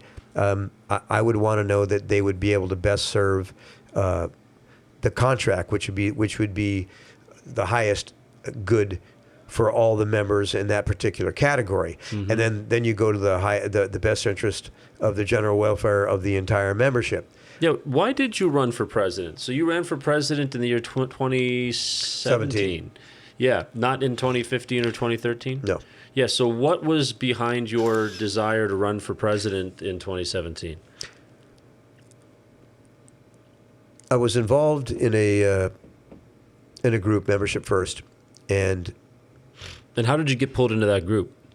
There was an actor starred in Adam 12 named Kent McCord, and he was really very, very bright and had a strong backbone. I've gotten to know Kent. He's awesome. Yeah, and he was, he was so. I mean, he respectfully saved most of my pension because they were trying to merge the pension in 2003 or 2004 under, I think, Ed Asner, which I didn't agree with. And if that merger had passed, I've really shudder to think what would happen, because my earnings would have been split. Because what a lot of people don't realize, under the merger agreement, a normal merger of two unions, you have to do in-depth financial comparisons, which are called really impact studies, where you take 3 to 5 years of the tax returns, match them against all the accounts payable and receivable, look at their banking records to make sure it matches, look at their tax returns. It's a full audit. It's not a surface audit. And after doing that, you have to then decide how this merger the structure of one business will merge with the other. Will it be a value add? And if not, if it's a detriment, how long will it take to become a value add? And if it's negative or it takes too long, then you have to really decipher based upon information and hard data what the best thing to do is. The thing that was the most nefarious for me about the merger was the pension and health plan, because ERISA law, Employment Retirement Income Security Act, governs pensions. And if one pension, like AFTRA's pension, is so financially in structure different than SAG's pension, ERISA law will not allow them to merge, because one would deminimize the other greatly. And the thing that people need to realize is that AFTRA's pension plan, their accrual rate is 0.86. The cap is $200,000 per year, period. If they worked for 10 different employers and made $6 million, they would only get $1,720. That's the max they would get per year. Now, the SAG person, he worked 5 and he made $1 million. You're talking $7,000 every 200,000. That's again $35,000 you could max for the year. It's a highly superior plan, and the bottom line is, because they merged it, only doing a feasibility study instead of an impact study. The in-depth study that I spoke about is an impact study. A feasibility study is along the lines of, it's legal to merge pensions in the United States of America. It is lawful. Some pensions merge successfully, some don't. That's about as legitimate as me saying, well, it's feasible if it's cold outside, you wear a jacket. There's no evidence or no data to go on. So by merging it, we had 2 different contracts.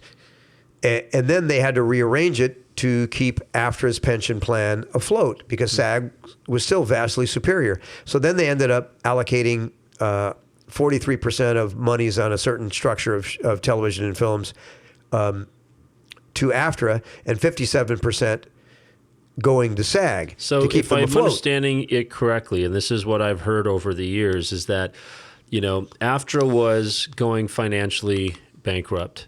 That they were they had a pension plan that was ailing, and that they broke ranks with SAG in their negotiation in 2008, I believe. Yeah. Which I remember because I had just joined SAG, in 2007, and it caused.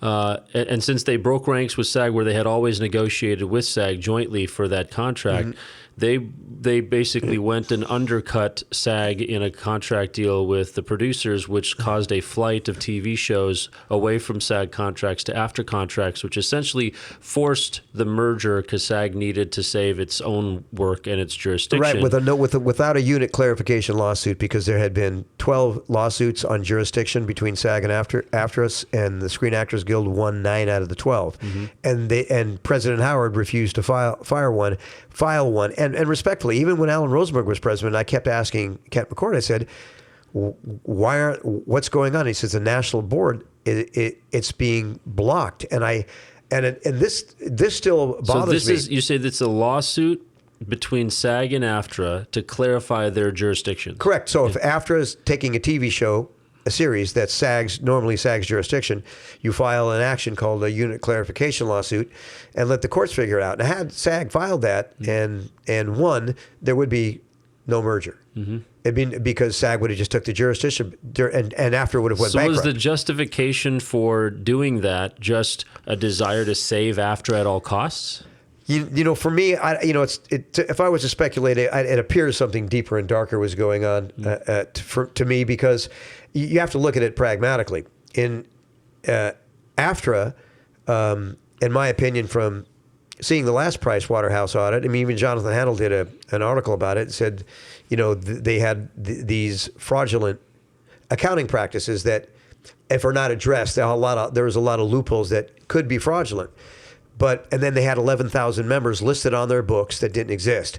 So when you're merging and I got 11,000 people, it looks like I got a lot more money coming in. That's basically fraud. Yeah, that's bigger than the Writers Guild West. Correct. And then they stated that there was an alleged pension embezzlement.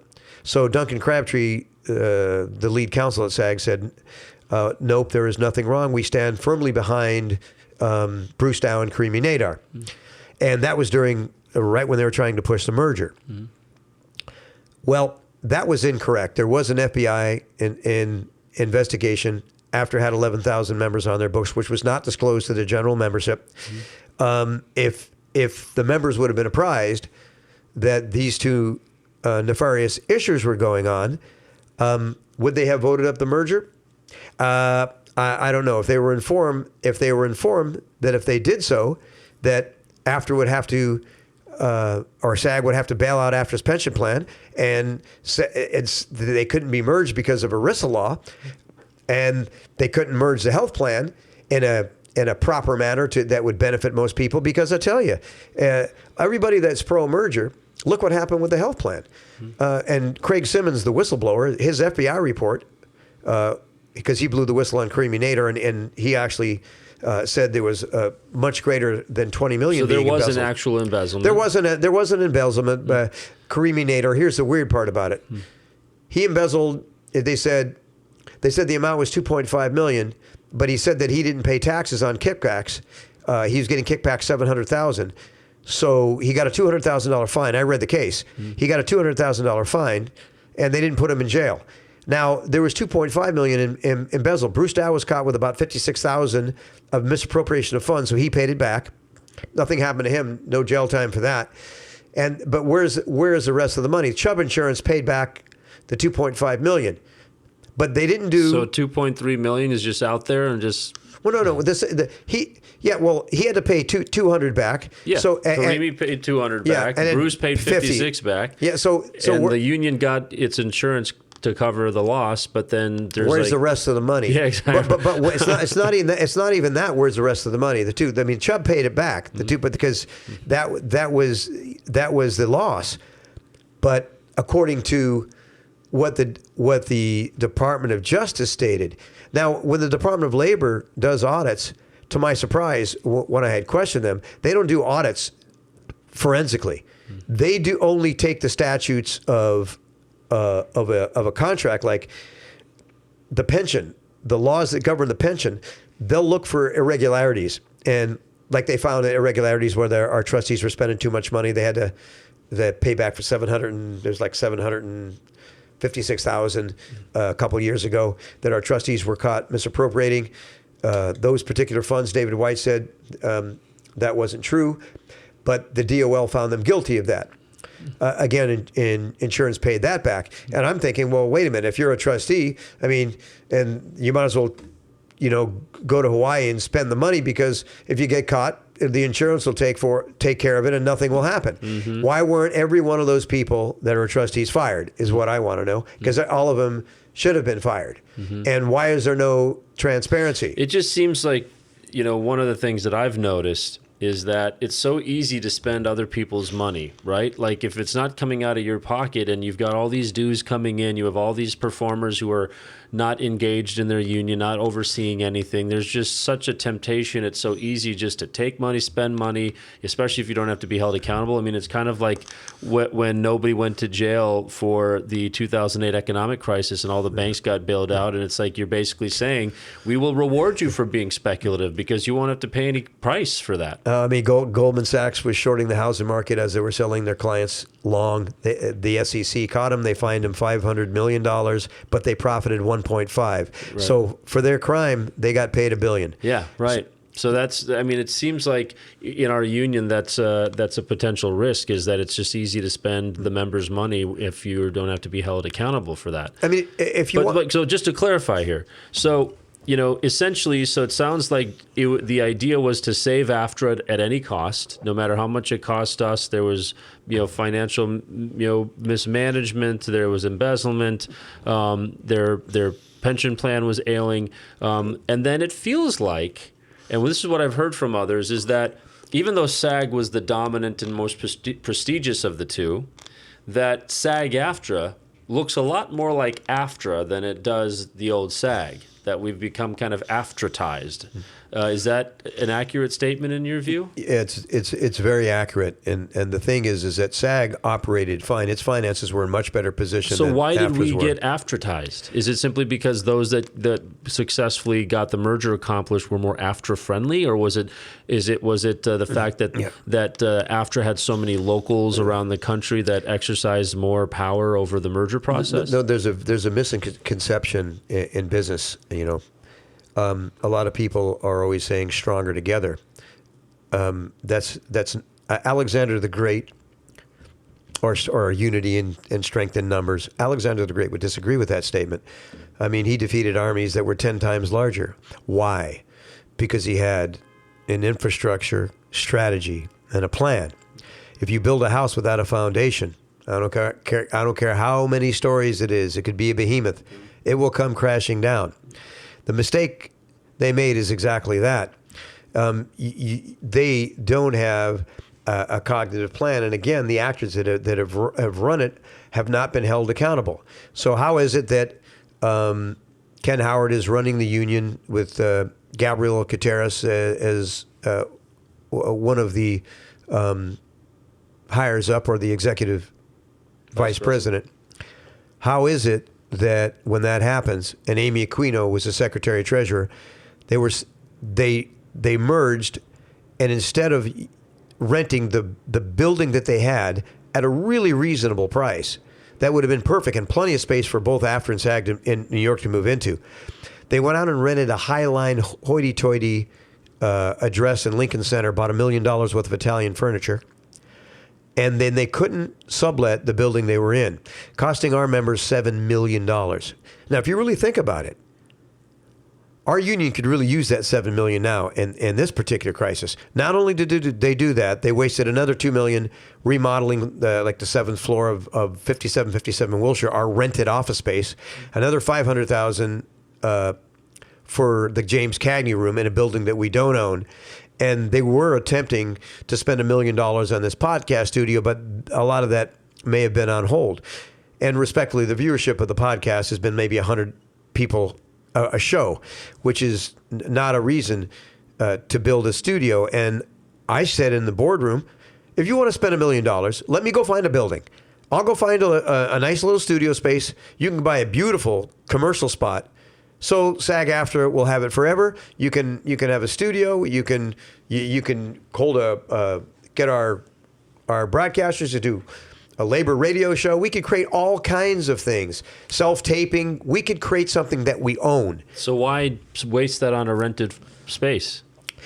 Respectfully, that's idiotic and ignorant behavior. But why would they do that? Because it's like you said, it's being irresponsible. And respectfully, why they would do it, my own guess or intuition would be control.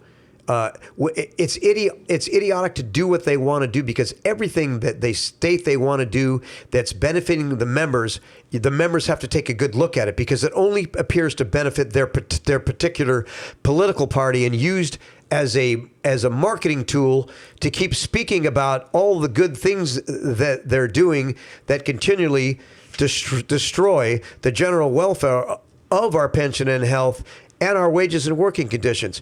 Having segued onto that, I want to read something to you. Okay. This is from the contract from 2011 to 2014 that we were negotiating in 2010. Okay.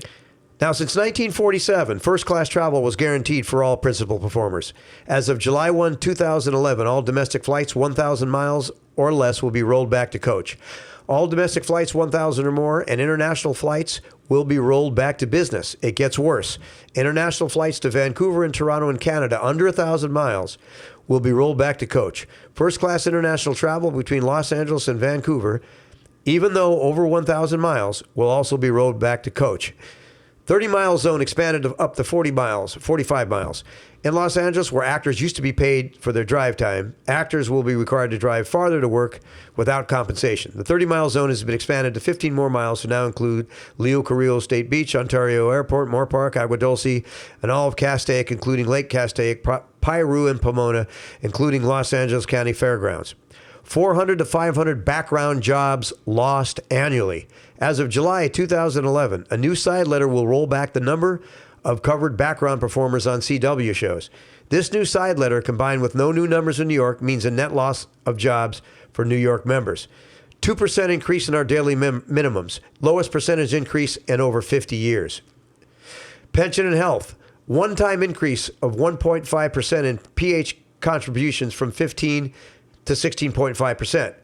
What they're not explaining is every pilot presentation in the first two seasons of every one-hour television series produced on or after July 1, 2011, approximately half of our dramatic television will be held at 15%, a discount of 10%. All pilot presentations and the first two seasons of all one-hour series produced prior to July 1st, 2011 will hold contributions at 13.5%. To be clear, the 1.5% increase will not apply to approximately half of all 1-hour scripted dramatic television.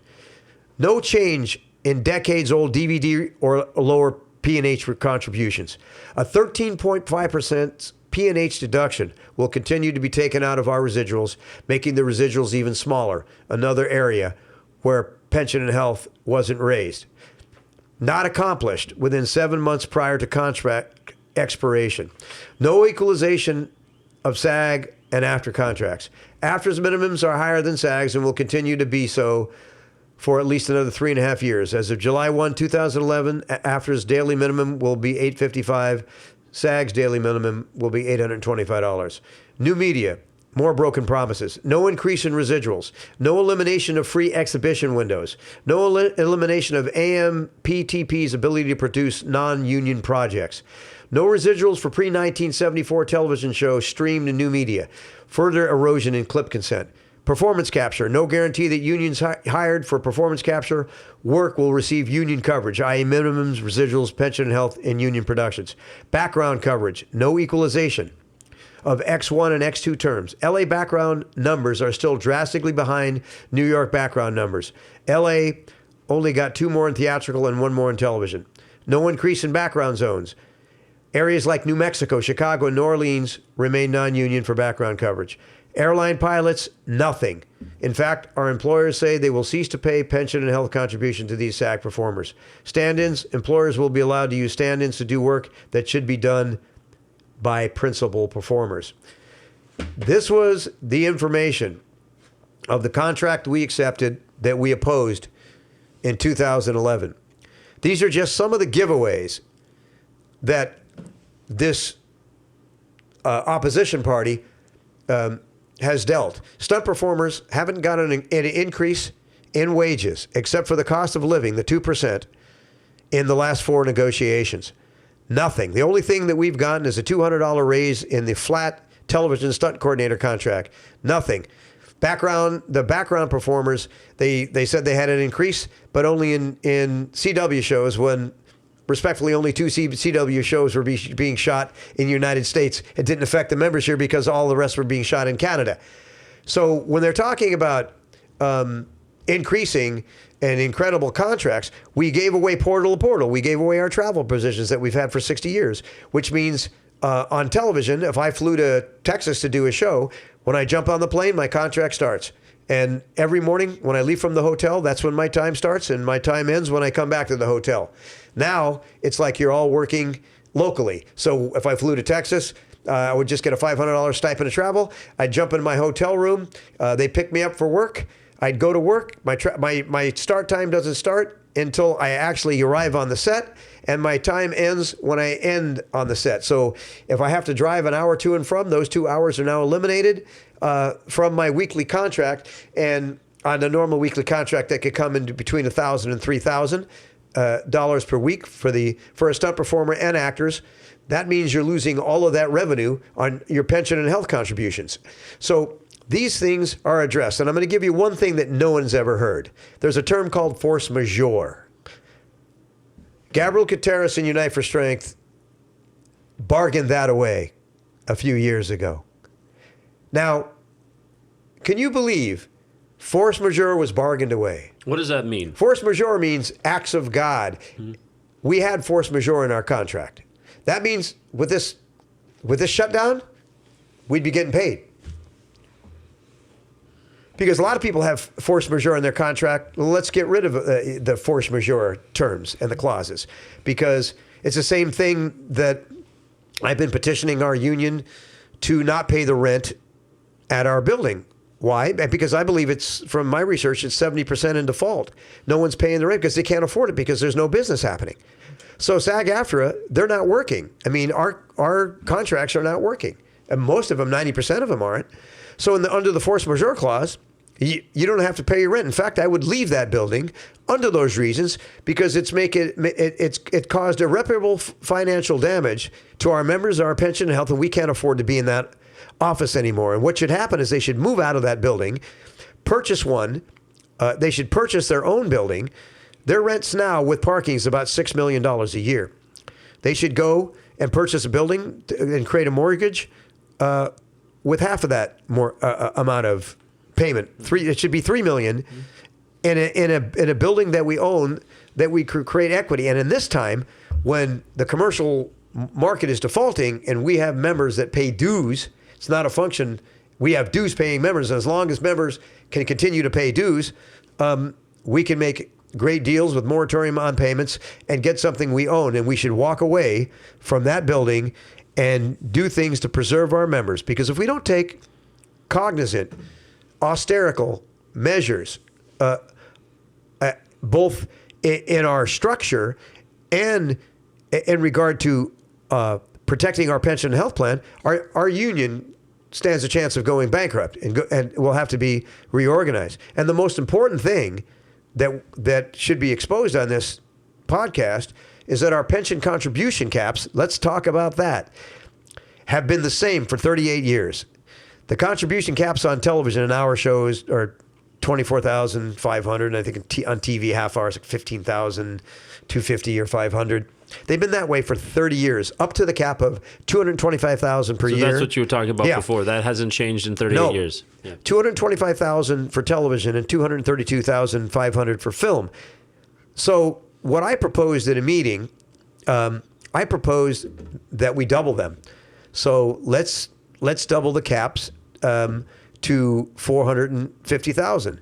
Let's double it to actually be 460. And then let's double on the television side 450. Because then the employer contributions would be doubled, and then our pensions and our pension plan would immediately go up to 100%. It would protect our livelihoods. And since the 18%, a portion of that goes, a good portion, 60%, close to 60, goes into our health plan, that would again help our health plan, because our health plan lost $50 million last year, and I'm waiting for the paperwork back so I can assess the finances, and I didn't understand how that could happen. On the health report that came out and was sent to the members, it said due to, like, non-performing investments.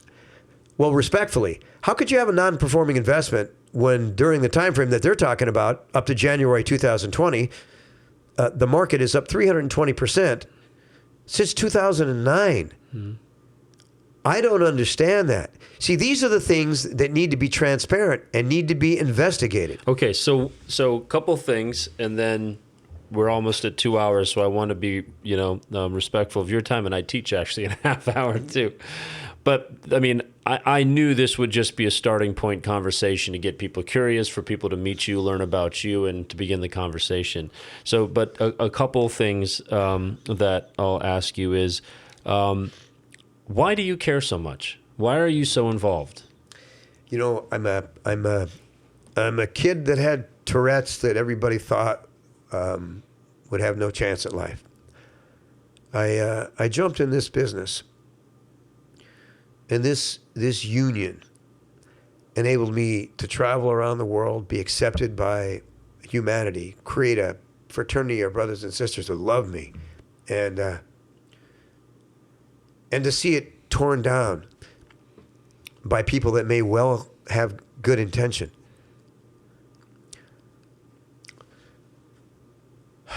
But that refuse to honor the truth in the pursuit of self-serving,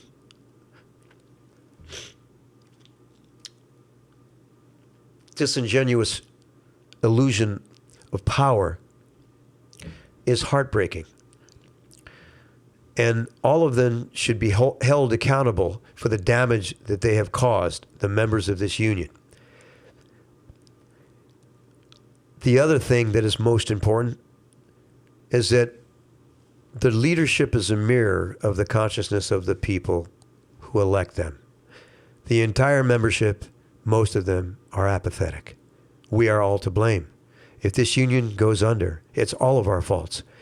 I will not blame Gabrielle Gutierrez for this union going under. I will not blame her for the policies that I think have been evidenced detrimental, because if our contracts are so groundbreaking and so wonderful, it would certainly show up economically in the solvency of our pension and health plan. And going down year on year in the biggest stock market boom boom, is black and white evidence. And if anybody thinks different when they look at their funding statement, they're not, it would be cognitive dissonance. They're not paying attention to reality.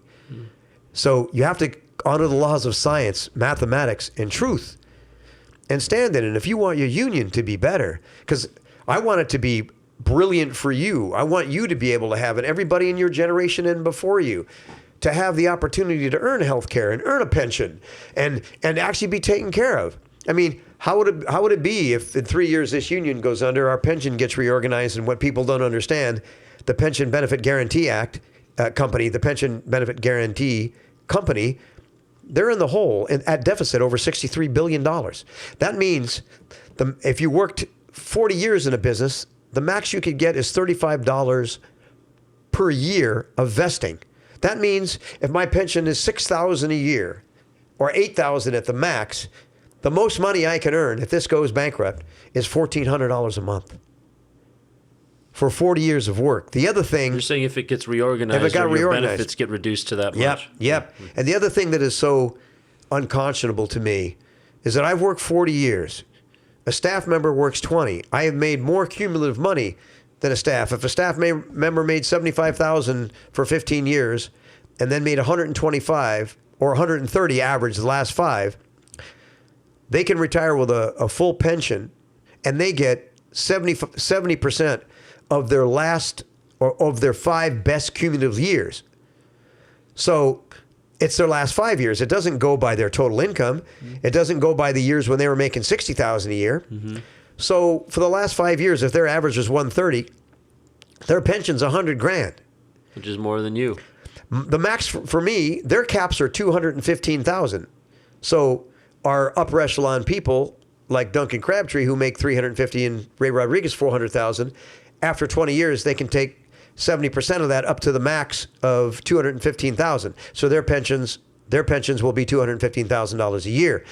And yet somebody that worked double the time, like I've worked 40 years vested every year, and I can't get a full pension. I had to take a 30% cut because I retired at age 55.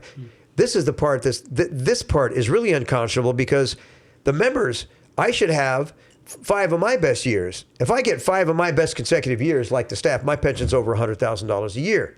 So are many actors and many stunt brothers and sisters. Some people had a great run on a series, 3-4 years, made himself a couple million bucks or more.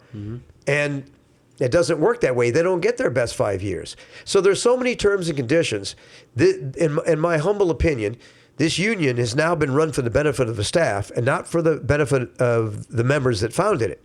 It has lost its way. And unless the people, the actors that are producing, the Tom Hanks, the Sean Penns, the Mark Wahlbergs, all of them that are running on the televisions, Ted Danson's, everyone that's retired, take an interest and come down. Because if they all knew what I told them today, how their pension, that the millions of dollars that they made, and they're getting half of what the staff gets, there would be riots.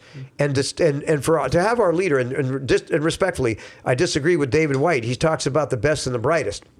If you have the best and the brightest, and you say we couldn't get, like Gabriel Cateros always says, that we couldn't get this brilliant staff if we didn't pay them and give them that incentive of a pension. Well, I come from a bit of a Wall Street background, and you have to perform in order to get those bonuses. So if my question to the staff, and many of them are wonderful people, I'm not discounting the kindness and the professionalism of a lot of our staff, but if you're talking about giving them double our pension, I'm not in favor. It's a crime. It's unjust enrichment in my opinion. But where is the performance? David White, where's our contract improvements? In the last, since you've been at our helm, our contract amounts have gone up, but they have, you presented and produced no gains when you factor in the rate of inflation. Our pensions and health plan has gone anemic since you've been in power, and nobody in the staff has performed. Our ship, we're in a rented building. We waste money on SAG-AFTRA pins and another $1 million to $1.5 million. every 2 years on a convention that should be in the members' pocket, used for member services, to collect residuals, to improve on our contracts, to collective bargaining, to increase zones, union zones for actors, to increase rates, to make better deals like Netflix, so we can get background performers covered, so we can include all of that money coming in to contribute to our pension and health plan and protect members. This is the thing we're not doing. For the last 12 years, since that side has been in power, our economics are in the toilet. And I can read the LM2s, and anybody's welcome to go on the Department of Labor's website. The LM2s are financial statements that the union has to produce. It's a public document. You can get it on the Department of Labor website, usdol.gov, www.usdol.gov, and you can plug in the search SAG-AFTRA, and you could look for LM2, and those are financial statements. You can read how much all the staff makes, how much they earned, how much the new joins earned, and the bottom line is that we make $16 million on new joins every year. And now we're in lockdown, so no one's working. So we might have got some new joins the first 2 months. So you talk about $4 million a quarter. So if we lose 3 quarters, that's $12 million.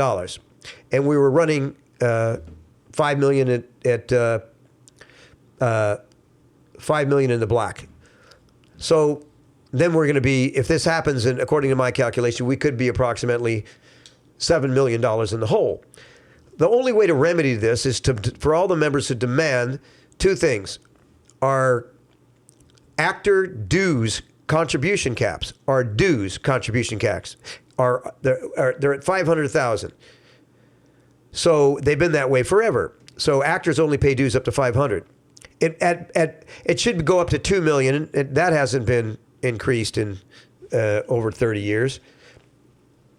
But that's the only spot that I'm talking that I believe so, but I could be wrong. It could be 20, but that hasn't been increased. If we increased it double, obviously we'd put a lot more money in our coffers, and we could do that just by a vote of the national board at a convention. And just to make sure people are clear, that $500,000 that's not how much that our highest earners pay in dues, because there's a cap of, I think, $8,000 per dues period. So it's right. What you're saying is that, after $500,000, we're not even keeping track of their income. We don't even know what they're earning above and beyond $500,000. Correct. If they make $10 million, you're right. They pay dues up to $500,000. And that's it. And so they pay their base dues, which is a couple $100 a year, and then they pay 1.575% of their earnings up to a cap of around $8,000 per dues period. So the most we're earning from our highest performers is somewhere around $16,000 a year.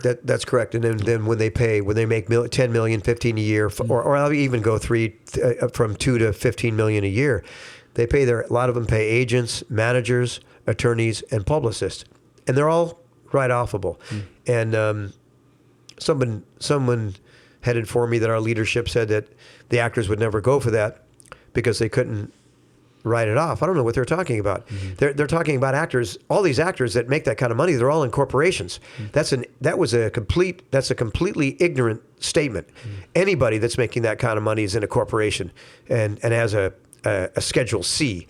So all of that is a write-off. And if actors had to pay that, they'd write it off. Yeah. And that's just the way it is. Well, we've got to wrap it up for the moment, but I am so excited and thankful we got to start this conversation, Pete. Thank you so much for all of your years of service. I really am excited for people to hear all of this information from you and get to know you better.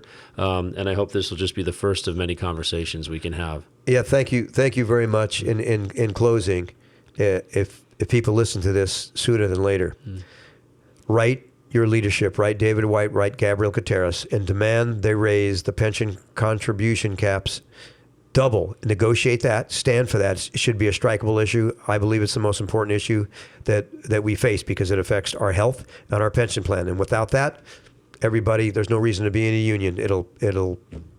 it'll really put it into a tailspin where potential reorganization would happen. And then also write to Gabrielle and David and demand that our member dues cap be increased to minimum of $1 million. I believe it should be 2, but let's start at $1 million and see where our economics are. And respectfully, studying economics, the proper way to do it is to have the economist David Viviano run the numbers and see what they would have to bring it up to in order to protect the solvency of our union in accordance with better contracts and better contributions given to our pension plan. There's a lot of factors, but yeah, and for your information, for those listening, David Viviano he works for the union. He's our chief economist, and so it's his job to run these numbers and keep track of those types of things. So if you heard about, you said the pension contribution caps and the member dues cap. Those are the two things. And if those are new terms for you, at least this can be a starting point for you to educate yourself and ask questions about that so that you can understand why that's important. But you're hearing this from somebody who's been a 40-year member and somebody who's been very successful and been in leadership for 10 years. So I think it's good for all of us to take that seriously and to really look into that. Pete, we'll talk again soon, but thank you so much. But lastly, if anybody would like to read this information, you go to my website, peteantico.com, ANTICO. Go to peteantico.com. And you can go to my fact page. There's a tab that says fact page, and it'll give you a lot of the information written out about the LM2s, about the travel provisions that were true that were given away. A lot of this information I'm speaking of is written on my website. Feel free to study. The most powerful membership is the most educated one. Yeah. Thank you for your time. Thank you. Thank you, brother.